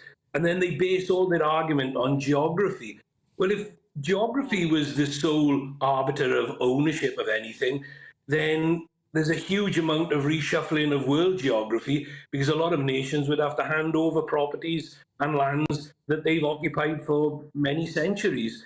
So I think that there's a huge amount of bluff. This is watch the right hand because the left hand is doing a double deal. You know, he's playing the magician act here. There's huge problems there, and I think he's got to sort out his economy. They've got raging inflation in that country. You know, he keeps drawing odd lines to try to sort of find some reason for what he's saying. You know, he says China and Hong Kong. But crikey, does he not know that Britain only leased Hong Kong from China? And what they did then, they waited till we built up a brilliant banking system, and then they took it all back. But they ended the lease, and that was done peacefully and amicably. But this guy, I think a lot of it's populist, and he's trying to say things just to get people riled up and to be on his side, and that's worked for him. But I think he does need to check his facts and check his reality, because it wouldn't go well for them if they did try to do anything now physically. What will happen politically? Well, maybe he'll be a strong leader, and let's be honest about it, the world is desperately in need of decent, strong political leadership at the moment, and we're seeing scarce proof of that is capable anyway. I mean, you only got to look at America. And Simon, do you think this is anything more than rhetoric, or do you think, as you say, it's just populism and hearing what the people, well, saying what the people want to hear? They've got inflation running at 140%, interest rates over 130%. Is this just a good distraction for the people of Argentina? I think so. You know, sometimes you need to, like I say, it's the magician's game, isn't it? Stop looking at our economy, stop looking at the problems we've got at home, we'll go abroad. And that's been a political stance that's been used by so many for so long. You know, and that should be stopped in many ways, because you have to deal with your own domestic problems and issues first before you start thinking about other things. You know, and if you're going to help others, that's one thing. But to go and try and bully everybody else to your way of thinking, which is largely what Mr. Putin has done, you know, you just can't continue to lead a political party like that. You can't lead a country like that. And you need to check where you go with these attitudes, because people's lives are at stake. Of course they are. And their comfort. Simon, we've got to leave it there. Good listening to you again. Always good to hear from you. And thank you very much indeed for everybody who's got in touch with me, backing up what Simon Weston is saying there, and just basically telling Argentina to keep their nose out of the Falklands. Yeah, so many emails coming through, so do keep them coming in. gbviews@gbnews.com. Still to come, a third of employees who work from home do it in their pajamas. That'd be nice, wouldn't it? No, you can't work Be a bit comfier. Well, you can't do it. Headline makers next.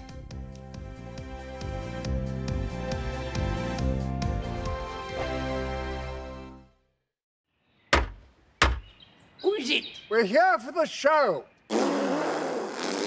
Welcome to the Dinosaur Hour with me, John Cleese. I was married to a therapist. And you survived? I thought we were getting Hugh Laurie. Second best. You interviewed Saddam Hussein. What's that like? I was terrified. I'm playing strip poker with these three. No, thank you. My CDs need to be put in alphabetical order. Are you going to be problematic again? The Dinosaur Hour. Sundays on GB News. Good afternoon, Britain. Good afternoon, Britain. Join us, Tom and Emily, To find out what's happening in the heart of Westminster. and why it matters to you. Weekdays from midday, we bring you the most compelling stories from across the United Kingdom. And from your doorstep to our inbox. That's right, we want to hear from you. GB News. Britain's news channel. I think the most exciting bit for me is talking to people. People who I think are ignored often by the major news channels. We're going to give news they want to hear. There's a voice there that needs to be heard. I think there's a chance here for a diversity of opinion to be expressed, which you don't find elsewhere. It's really exciting. We don't hold back. We're free to say how decisions that are taken here affect us all around the country. Only on GB News, the People's Channel, Britain's news channel. I'm Michelle Dewberry, and I'm not here to tell you what to think. I'd much rather hear what you have to say. So send in your opinions to gbviews@gbnews.com. Keep them clean, and you never know, I might read them out. With my panel here on Jubes & Co, we debate, we get stuck into the issues of the day on a show where all views are welcome, especially yours. GB News, the People's Channel, Britain's news channel. In the GB Newsroom, we bring you the news as it happens. With our team of dedicated journalists across the UK, we're ready to give you accurate reporting every day. When the news breaks, we'll be there with bulletins on GB News, the People's Channel, Britain's news channel. Your weekend starts here with Friday Night Live with me, Mark Dolan, 8 till 9 on GB News. Big stories, big guests and big laughs as we get you ready for a cracking weekend. That's Friday Night Live with Mark Dolan. Fridays 8 till 9 on GB News. Bring your own drinks. The admission's free. GB News, unlike other broadcasters, isn't obsessed with the London-Westminster bubble. We think there's a nation beyond the M25, and that's why we talk about the issues that matter across the land. Join me on State of the Nation, 8 to 9 o'clock, Monday to Thursday, on GB News. Daisy's listening, and you should too. Tired of the usual focus-tested, pre-prepared Westminster runaround? Well, so am I. So you want higher taxes? Is your department to blame for this? Are you rethinking this policy? Every Sunday at 9:30, I'll be sitting down with those in power to get the truth about the issues affecting you. Let's be honest, we've known about the cost pressures of this project for years, not months. That's the Camilla Tominey Show, a politics show with personality. On GB News, the People's Channel, Britain's news channel.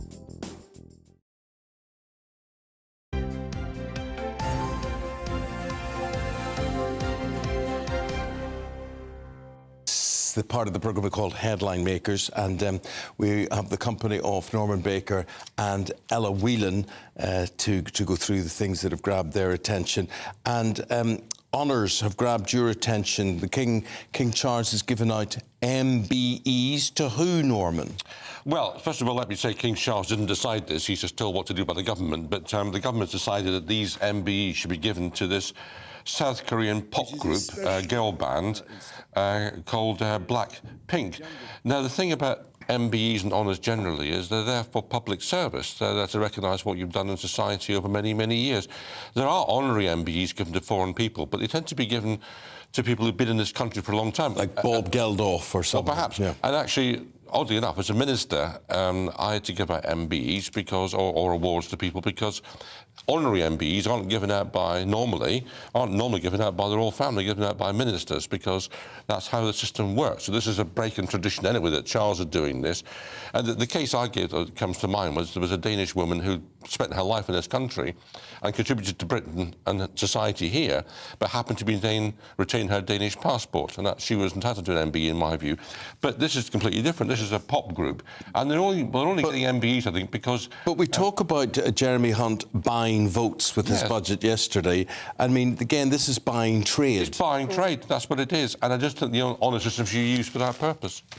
Well, Charles might not have had any say in it, but certainly, as I understand it, they've been given these MBEs because they've been doing something nice and green and environmental work. It's a bit spurious. Yeah, which is. Yeah, it's spurious, but it shows the kind of that whether or not it's buying trade, there is a kind of political nature to all of this, which is that the extent to which you would have something honorary on the basis of being a bit green.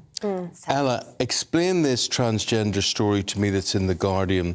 There's guidance on allowing trans pupils to socially transition in schools. What does that mean? Well, it does need explaining because this is one hell of a mess going on at the moment in relation to take a child who is questioning their gender identity, that's the way we describe it, wants to become a boy, wants to become a girl.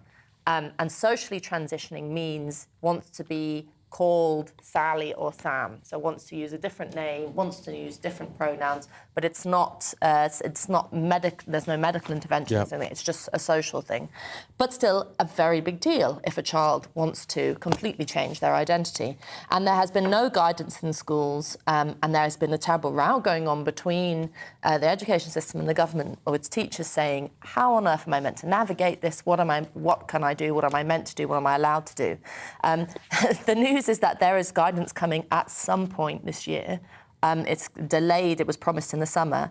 But some of the things, I just picked it out because I think some of the things that schools are asking for guidance on might seem like common sense to anyone, any of the viewers. I don't know, maybe you could tell us what you think about this, which is that schools will be told that parents, they will be required to tell parents if children are thinking about socially transitioning. To me, that seems like a no-brainer.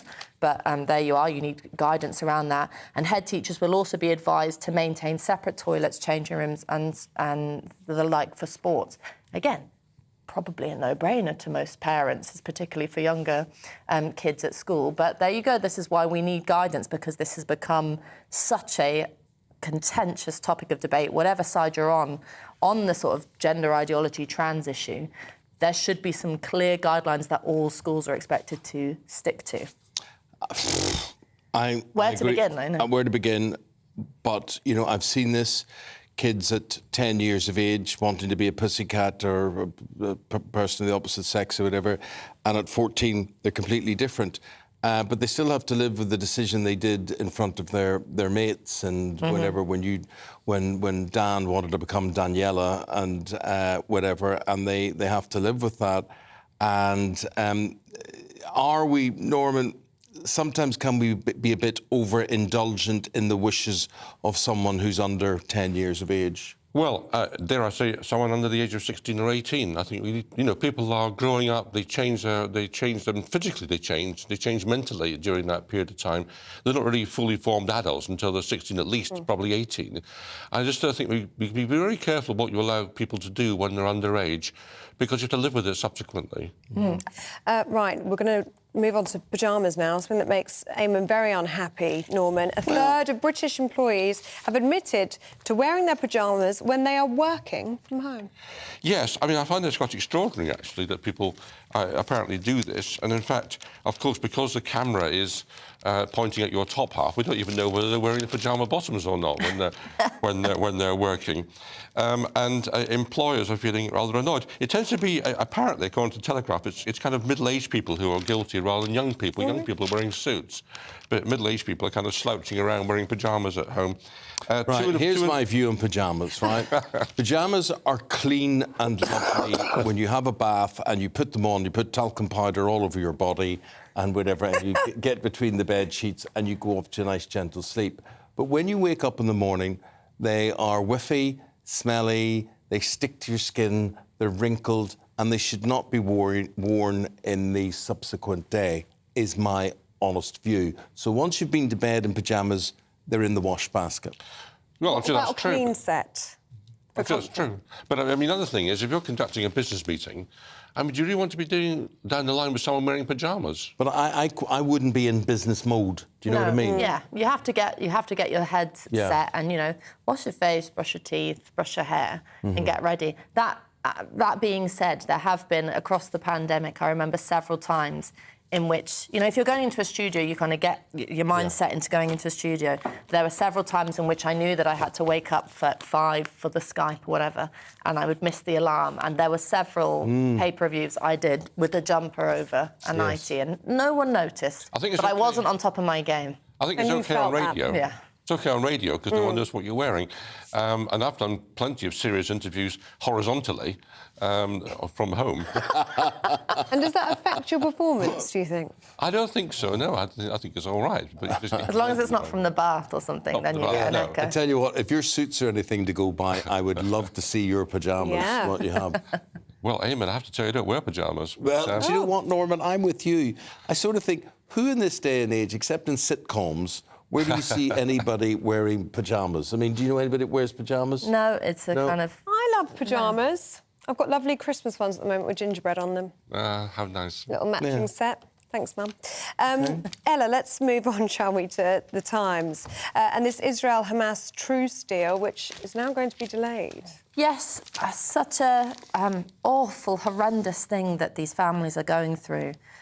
To constantly have hope offered up and then taken away and offered up and taken away. And there really not being very much information that's reliable, either of lists of people who are confirmed as being hostages from the Israeli government or information coming out from Hamas. But obviously there is this potential that some of the youngest and oldest hostages will be released. Images of Thomas Hand, who's the father of Emily, who's done a fair bit of media, and he'll be recognisable to a lot of people. Little Irish Israeli girl he's been through such torment, and is hoping that she will be one of the prisoners who are one of the hostages that have been released. But I think I just picked this out from the Telegraph because it also highlights the fact that for the families of one woman who's a single woman or a young man who are not included in this list of the very old and very young, it's, there's hope because there are some hostages being released, but every day matters. And actually, there was an interview with Thomas Hand where he said, every day my daughter Emily is underground somewhere thinking, where is my daddy? It's absolutely horrendous. I mean, everything's horrendous. The bombing of the people in Gaza is horrendous. I don't know how you rule on one and the other, but it's all blooming horrendous, it has to be said. But I think the more that they can, I think we just need to, with all of this, we need to not forget that there are these people who've been kept somewhere with no daylight for days and days on end, and they have to be released.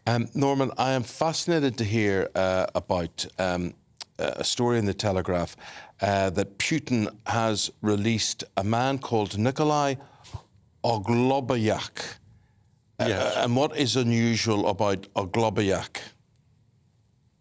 What's unusual about him is he's a Satanist whose cannibalistic cult has dismembered teenagers in a string of ritual murders and eaten their hearts. Quite ghastly. I mean, it's the extreme depravity of this man. We also should note he's fought in the war. Yes, well, this is the point. Russia against Ukraine. This is why I've chosen the story, because although there are always going to be individuals who behave in an appalling way, this has almost been state-sanctioned by Putin, because what Putin has done in order to bolster his army is he's released 100,000 inmates from Russian prisons, irrespective of what they've been committed to prison for, irrespective of the crimes they've committed. They've been sent to the front line in Ukraine. So this is what the Russian state's doing. It's got no values, no moral values at all to use these people. Not the first government to release, I'm thinking about the Black and Tans, and release prisoners in order to support a war effort. But the thing about a move like this from Putin is I think it shows that in some ways the weakness of his war effort, which is desperation. We've heard news that on the one hand they're letting prisoners committing heinous crimes out to fight Ukrainians. They're also pushing sort of very, very young men with absolutely no war experience out into the front line to just be sort of cannon fodder, killed immediately. So this doesn't look like the kind of power that Russia thinks it is. On the other hand, it doesn't. It's not looking. This is why, Norman, one of the reasons we're going to have to rely increasingly on artificial intelligence, because I mean, just take the UK armed forces. Recruitment numbers are really low. Nobody wants to do it. No, well, that's perfectly true. But the downside of relying on artificial intelligence is you end up with people being killed remotely. You've now got the ability of someone sitting in the Pentagon, for example, to kill some so-called terrorists, whether they are or not, somewhere else in the world by drone. And I don't know, but there's something inhuman, I think, about being able to kill people remotely like that from a computer But it plays screen. into the psyche, I think, of people today in that it becomes a game. It's a game they can deal with screens and buttons and all that sort of thing, and it becomes more sensible to them. Well, you become desensitised to what's happening. I mean, it's interesting that I don't think anyone wants to sit here and say that it would be a good thing if everyone was suddenly up for war. And I'm not the biggest fan of the British Army, but there is something about the fact that there is such a lack of willingness to engage in public service, if you want to look at it that way. And I suppose we have to do some soul-searching in this country and say, what are we doing wrong about our values or about our sense of self as a nation, that we're not recruiting a new generation to want to defend that or be part of that. I think, whatever your political stance, that's an interesting conundrum to kind of gauge. Yes, and that comes back to the earlier story we covered about people in public life and public service being threatened and abused for what they do. The two things are connected. Yeah, I mean, funny, if we think of the Falkland situation, we were talking about it about half an hour ago on the show, the amount of people who wouldn't have been honoured and wouldn't have been given an MBE, but yet you get a Korean girl band who are giving them. Work. Guys, got to say goodbye to you both. Now, thanks for this morning. You've been very good, very entertaining, very interesting listening to both of you. That's Norman and Ella. We can now speak to the Shadow Financial Secretary. It was good to talk to James Murray. James, obviously this morning we're going to get your reaction to the Chancellor's autumn statement. So do you want to laugh or cry? I want a change of government. That's what I want. Because, actually, if you look at what happened yesterday, it was really laid bare quite what damage the Conservatives have done to the economy over the last 13 years. And the problem for them was that nothing they could say yesterday came anywhere close to compensating for all of that damage. We had here's the thing, James, statement that was supposed to be about growth. James, here's the thing. The Chancellor confidently goes out and does interviews today where he says, and he believes this, look, at the end of the day, we come good in the economy. People trust us on the economy, which means they don't trust you. Now, I'm not saying that's right or wrong or whatever. I'm just saying he says that's the perception, and that's what he and the Conservatives are relying on. How risky a strategy is that? Well, I think any trust the Conservatives could have claimed to have had in the economy was set on fire last year by Liz Truss and Kwasi Kwarteng in their disastrous mini-budget. But actually, this is not just about last year. This is about the last 13 years. And you've had 13 years of low growth. You've had high taxes. You've had public services crumbling. And I think people know how they feel in this country at the moment under the cost of living crisis. If you ask families, do you and your family feel better off now than you were 13 years ago? I think right across Britain, the overwhelming answer will be no. And all of that is borne out by the statistics and the figures which were issued yesterday alongside the autumn statement, and the prospects for growth and change in the future are not there either. If you look at growth, right? The Chancellor said that yesterday's autumn statement was going to be about growth, yet the growth forecasts were downgraded in each of the next 3 years, cut by more than half next year. Inflation revised upward in every year of the forecast period. The tax burden still set to be the highest since the Second World War, even after what the government announced yesterday. So the idea that the government have a plan for growth is for the birds. What the truth is that they don't have a plan to get the economy back on track, and they don't have a plan to make people better off. And that's why people are looking to Labour with our plan to get the economy growing and make people across the UK better off. Well, you certainly feel as though you are a government in waiting. How do you feel then, watching the autumn statement yesterday? Does it make you feel nervous? Some analysts in the papers today saying that Jeremy Hunt has laid a trap for Labour, that if they were to win the next general election, they would feel as though they have to stick to the Tory trajectory or hike taxes. Well, look, we're under no illusions about what a difficult inheritance we would have if we did win the next general election. The fiscal situation, the state of public services, the state of people's real wages, are all in a very difficult and bad position. And we know that we would be making that inheritance if we won the next general election. But we're also very clear about what we would do differently.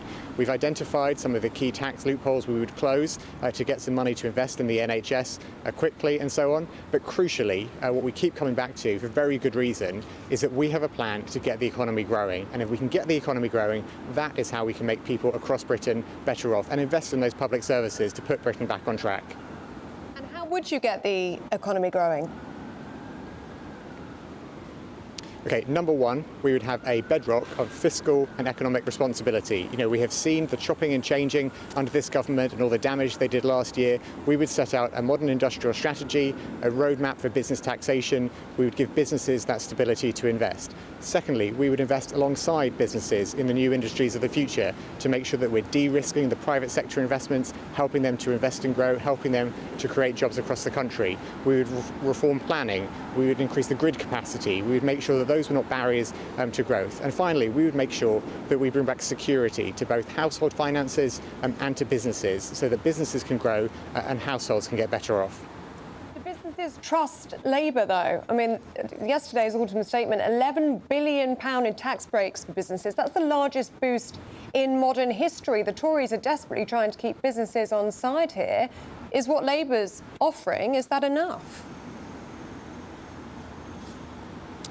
The full expensing that the government made permanent yesterday is something that we've been calling for.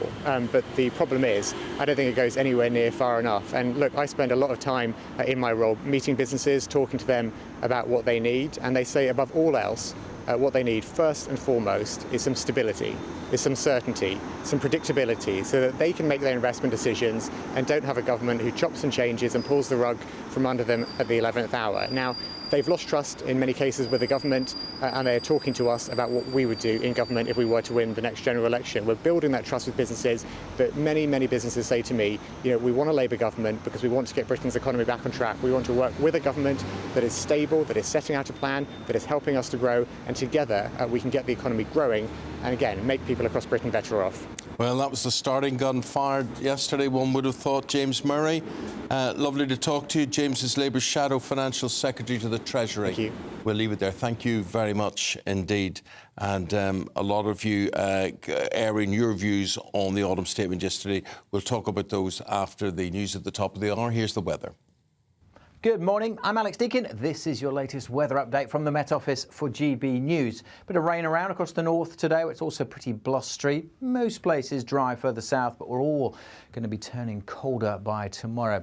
Here's the area of rain I was talking about. It's been quite a wet night over the Highlands. That rain now spreading south through the central belt and into southern Scotland, then Northern Ireland, the far north of England. Most of England and Wales, though, will be dry. Some rain and drizzle over the hills, perhaps, and across much of central and northern Scotland. There'll be a mixture of sunny spells, but plenty of blustery showers.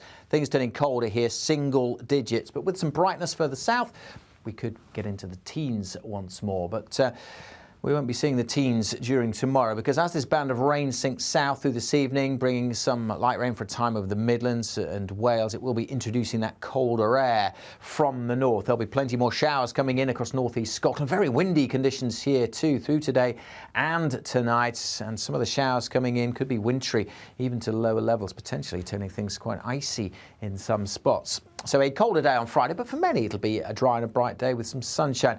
The wintry showers keep going in the northeast. As I said, even some sleet and snow to low levels, but certainly some over the hills. Elsewhere, a few rain showers for Wales, perhaps southwest England, but many places dry and bright tomorrow. But you will notice that chill. Temperatures struggling, single figures for most, and feeling a lot colder in the east with the wind.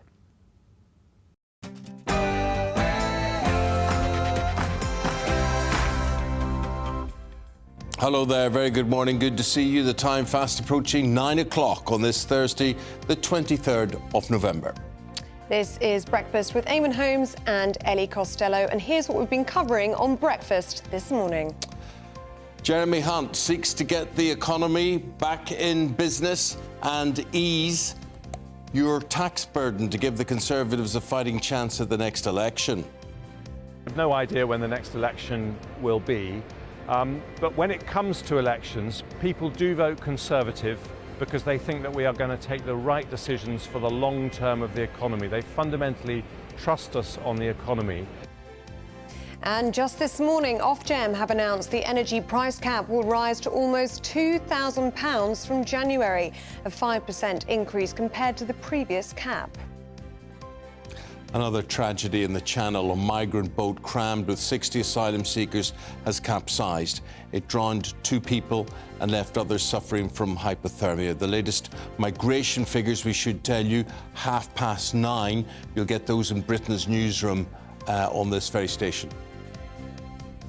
Despite a truce being reached between Israel and Hamas, senior Israeli officials are now warning of delays to the hostage and prisoner swaps until tomorrow. And tomorrow, the next day, and today, a look at the weather with Alex. The wind's picking up across the north today. A bit of rain around here as well, whereas in the south it stays mostly dry and reasonably mild in the south today. But it is going to turn colder for all of us tomorrow and into the weekend. Join me later for a full forecast. And your views, it won't be the economy that the Conservatives lose the next election on. It'll be immigration, with costing taxpayers £8 million a day. A few things reflecting that. Dear Mr. Hunt, this is from Tom in Norfolk.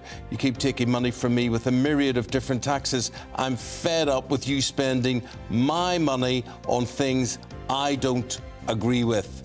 But Jeremy Hunt saying today on this very programme that people trust the Conservatives on the economy. Do you? GBViews at gbnews.com or tweet at GBnews.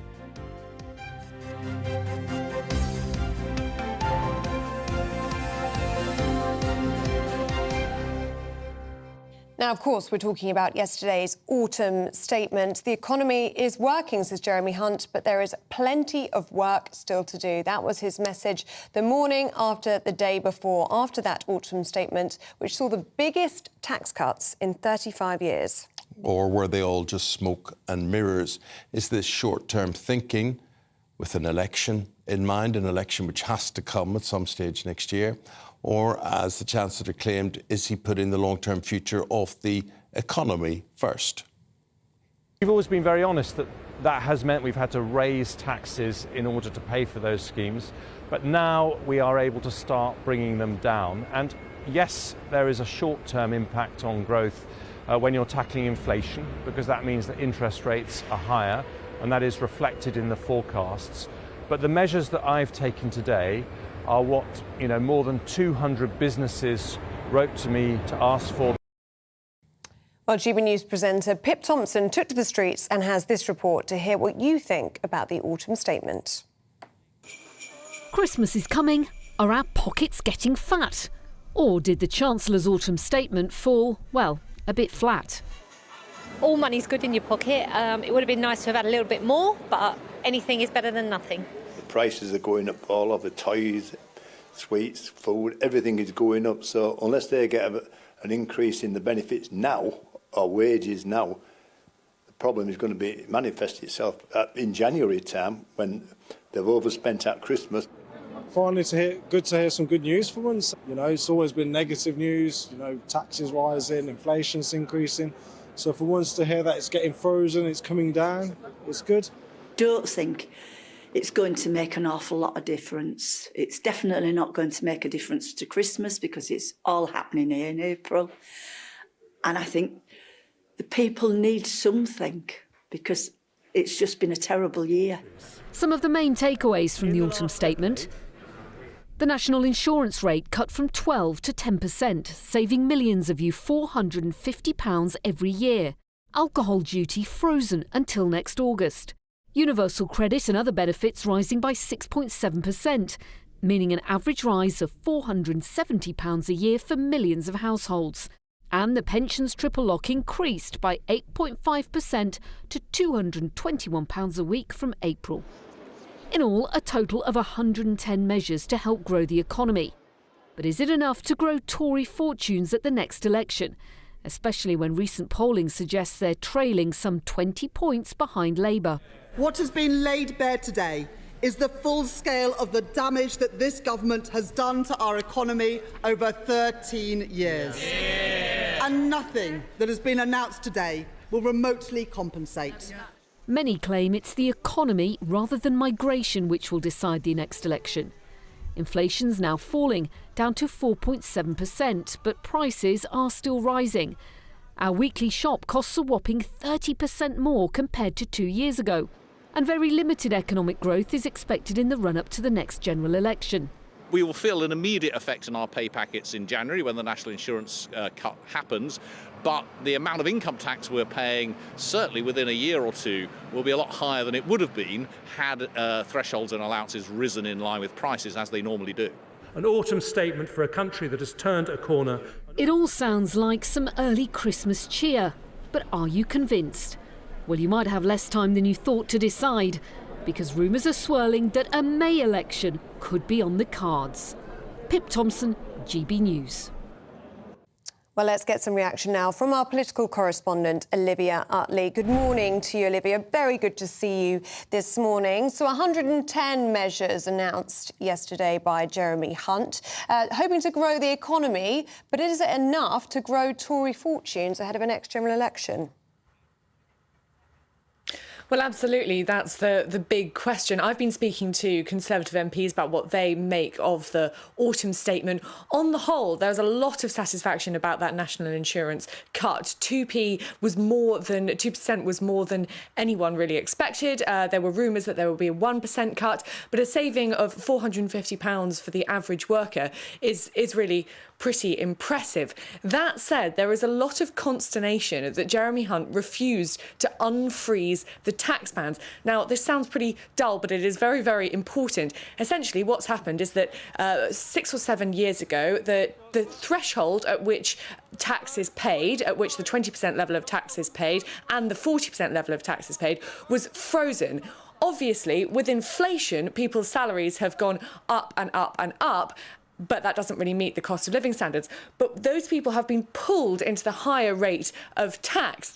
So that means that even with this cut in national insurance, by 2028, the tax burden will be the highest it's been since 1992. So yes, in the very short term, people will be a little bit better off.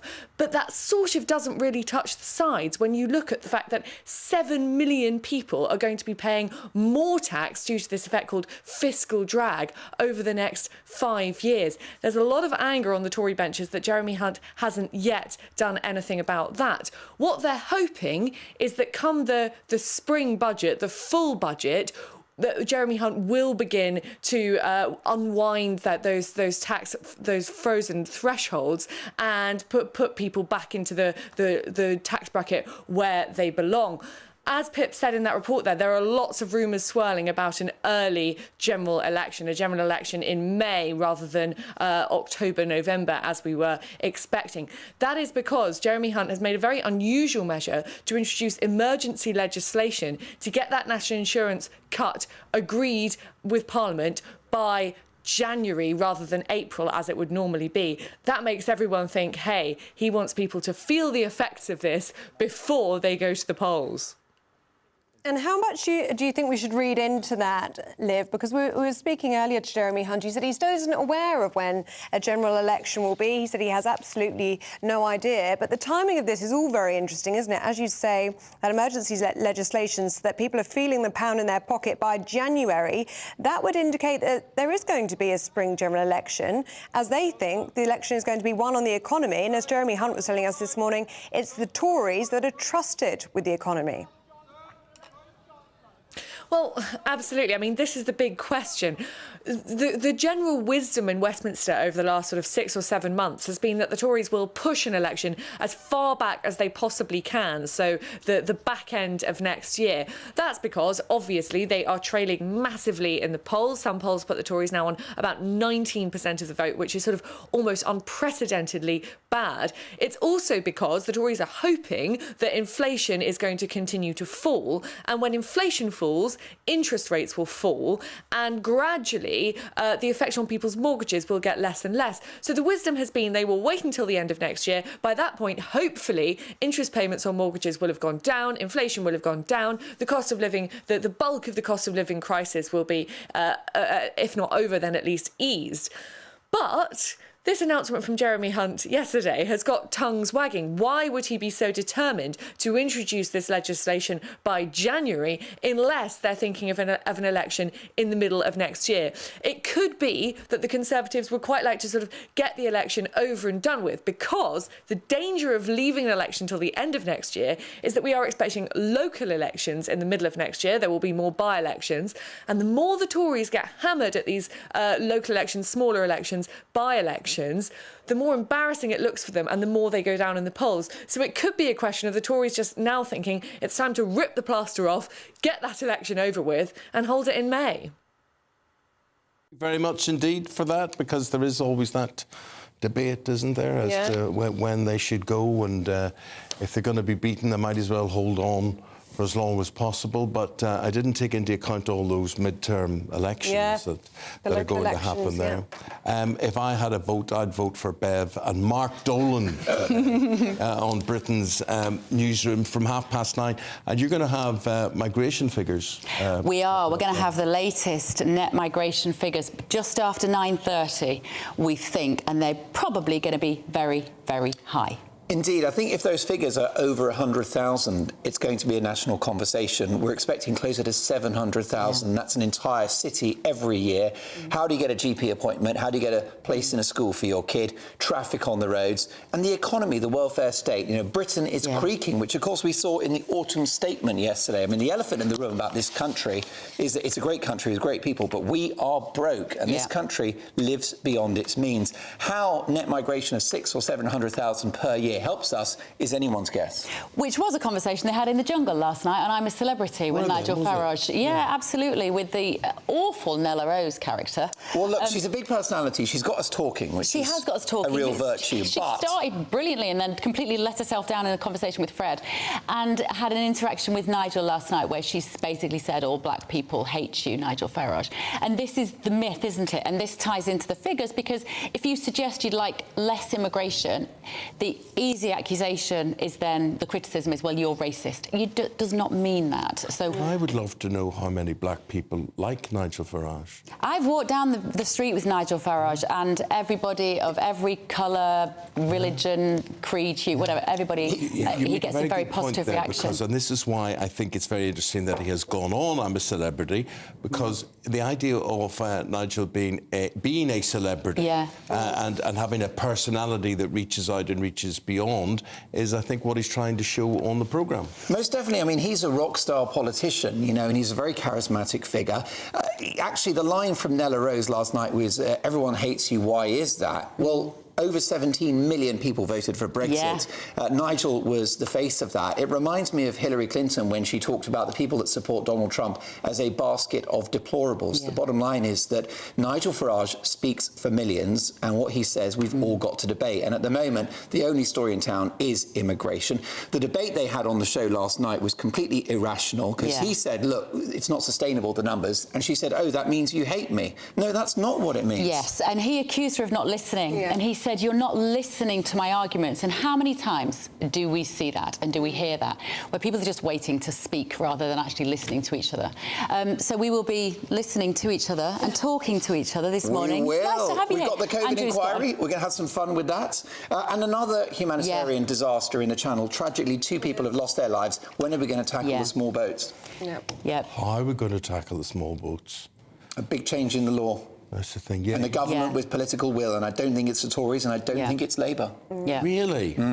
Meaning? Well, it would have to be a new party. It would have to be Reform UK, some sort of movement that will really tackle this crisis. And who will ignore, take on or ditch the European Court of Human Rights. Correct. Who isn't so worried about being seen on the global stage with all their mates sitting around dinner tables in Davos of being the racist. It comes down to that. I think the country that doesn't want other people there. Somebody needs to be able to have strong will on that issue and not be worried about upsetting other globalists that they might want to impress.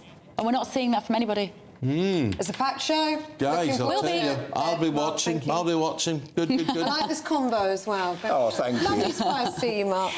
Thank you very much indeed. That's coming up at 9:30. We're talking about that boat upturning that Mark was referring to there, this tragedy in the Channel. We're going to be heading to Dover for an update. If you're interested in that, that is next.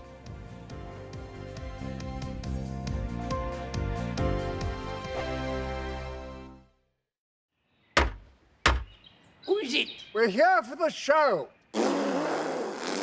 Welcome to the Dinosaur Hour with me, John Cleese. I was married to a therapist. And you survived? I thought we were getting Hugh Laurie. Second best.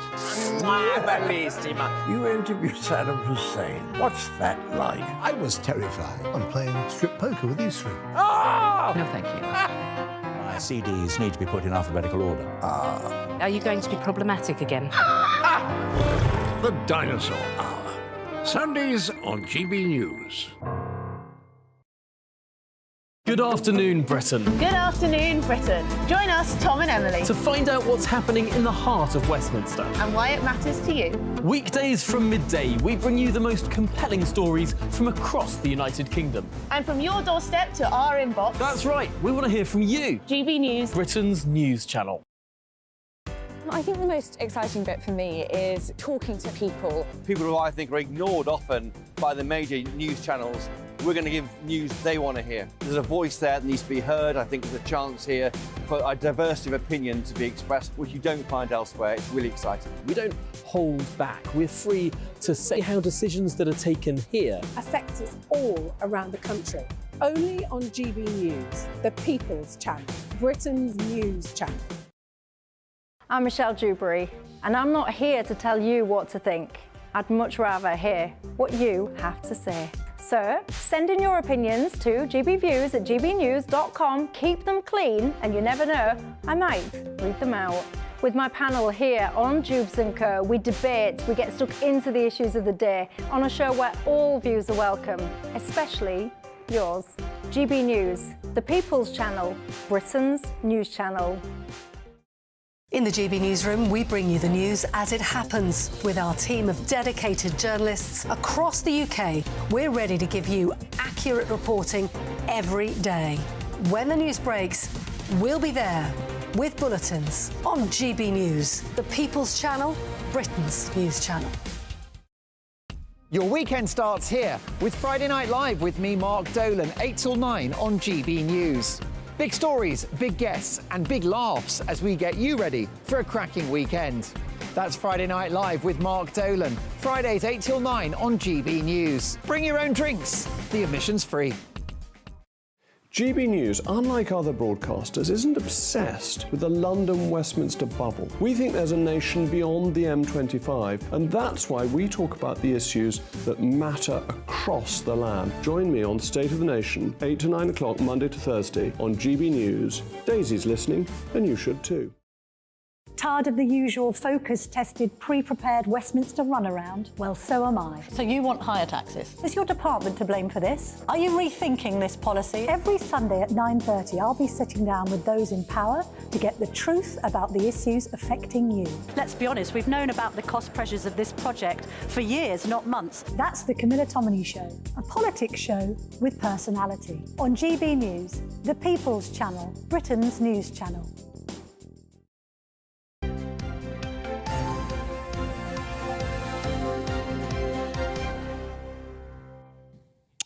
We want to go to Dover now. We're talking about this story that we were alluding to with Mark Dolan and Beverly Turner just before the break, and that is 2 migrants died after a boat carrying 60 asylum seekers capsized last night while attempting to cross the Channel.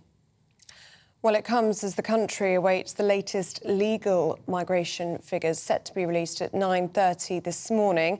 Net migration could reach a record high of 700,000 as MPs on the right of the Conservative Party begin to lose patience with the government on the issue. Let's go to our reporter, Ray Addison. Ray finds himself in Dover this morning to, build a picture, describe the picture to us. Ray, what are we facing there?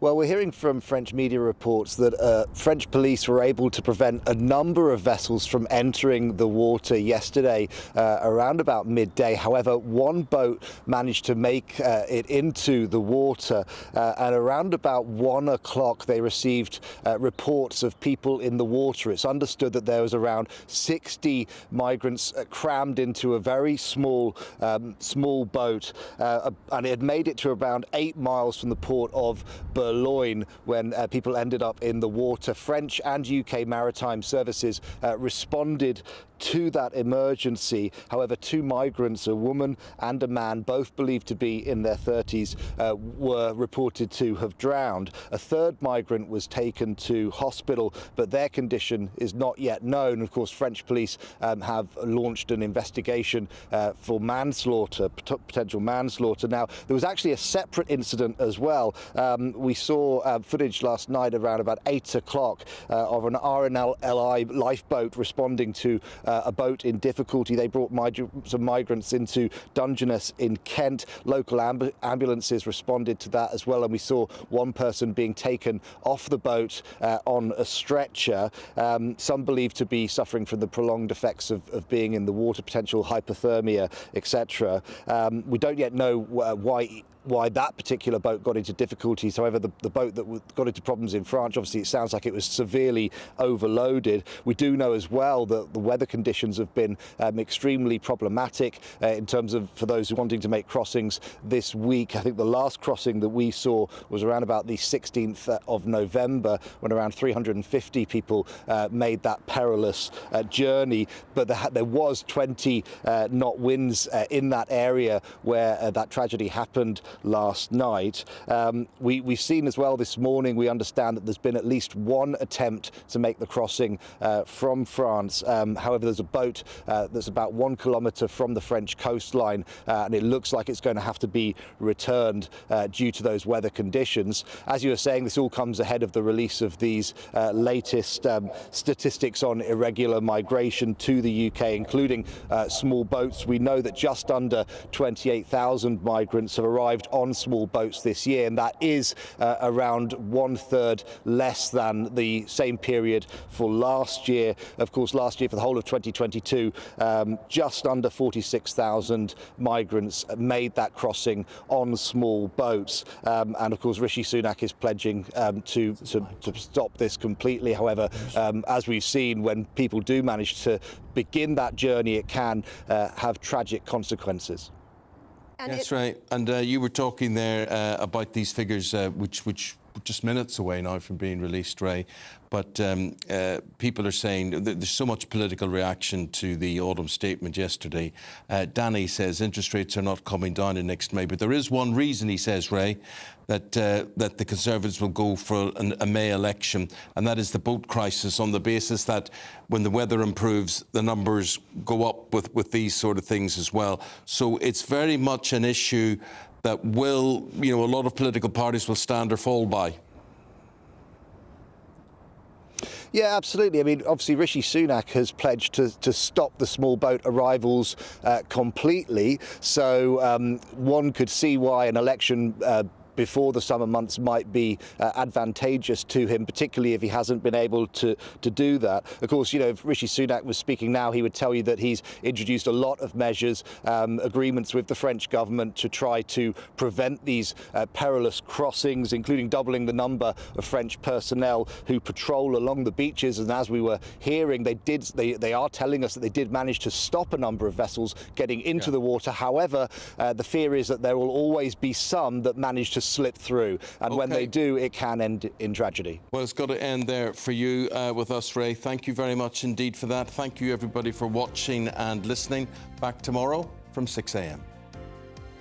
Good morning, I'm Alex Deakin. This is your latest weather update from the Met Office for GB News. Bit of rain around across the north today. It's also pretty blustery. Most places dry further south, but we're all going to be turning colder by tomorrow. Here's the area of rain I was talking about. It's been quite a wet night over the Highlands. That rain now spreading south through the central belt and into southern Scotland, then Northern Ireland, the far north of England. Most of England and Wales, though, will be dry. Some rain and drizzle over the hills, perhaps, and across much of central and northern Scotland. There'll be a mixture of sunny spells, but plenty of blustery showers. Things turning colder here, single digits, but with some brightness further south, we could get into the teens once more. But we won't be seeing the teens during tomorrow, because as this band of rain sinks south through this evening, bringing some light rain for a time over the Midlands and Wales, it will be introducing that colder air from the north. There'll be plenty more showers coming in across northeast Scotland. Very windy conditions here too through today and tonight, and some of the showers coming in could be wintry, even to lower levels, potentially turning things quite icy in some spots. So a colder day on Friday, but for many it'll be a dry and a bright day with some sunshine. The wintry showers keep going in the northeast. As I said, even some sleet and snow to low levels, but certainly some over the hills. Elsewhere, a few rain showers for Wales, perhaps southwest England, but many places dry and bright tomorrow.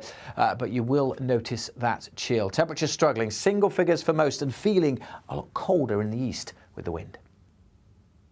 Good morning, it's me and Mark Dolan this morning. Andrew's got a day off today, and what a morning to be off. We're waiting for massive figures, aren't we, on immigration? Well, indeed. So in legal net migration figures, we know about the illegal channel crossings, 2 tragedies last night, but actually, what about those legal figures? It could be 700,000. That is a British city every year. We'll discuss the implications. Yeah, we're going to be talking about that and the COVID inquiry, and I'm a celebrity. Get me out of here. Don't go anywhere.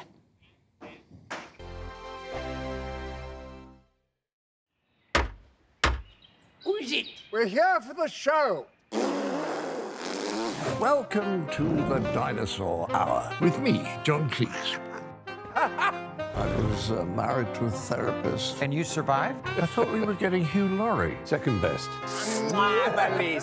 You interviewed Saddam Hussein. What's that like? I was terrified. I'm playing strip poker with these 3. Ah! No, thank you. My CDs need to be put in alphabetical order. Are you going to be problematic again? The Dinosaur Hour.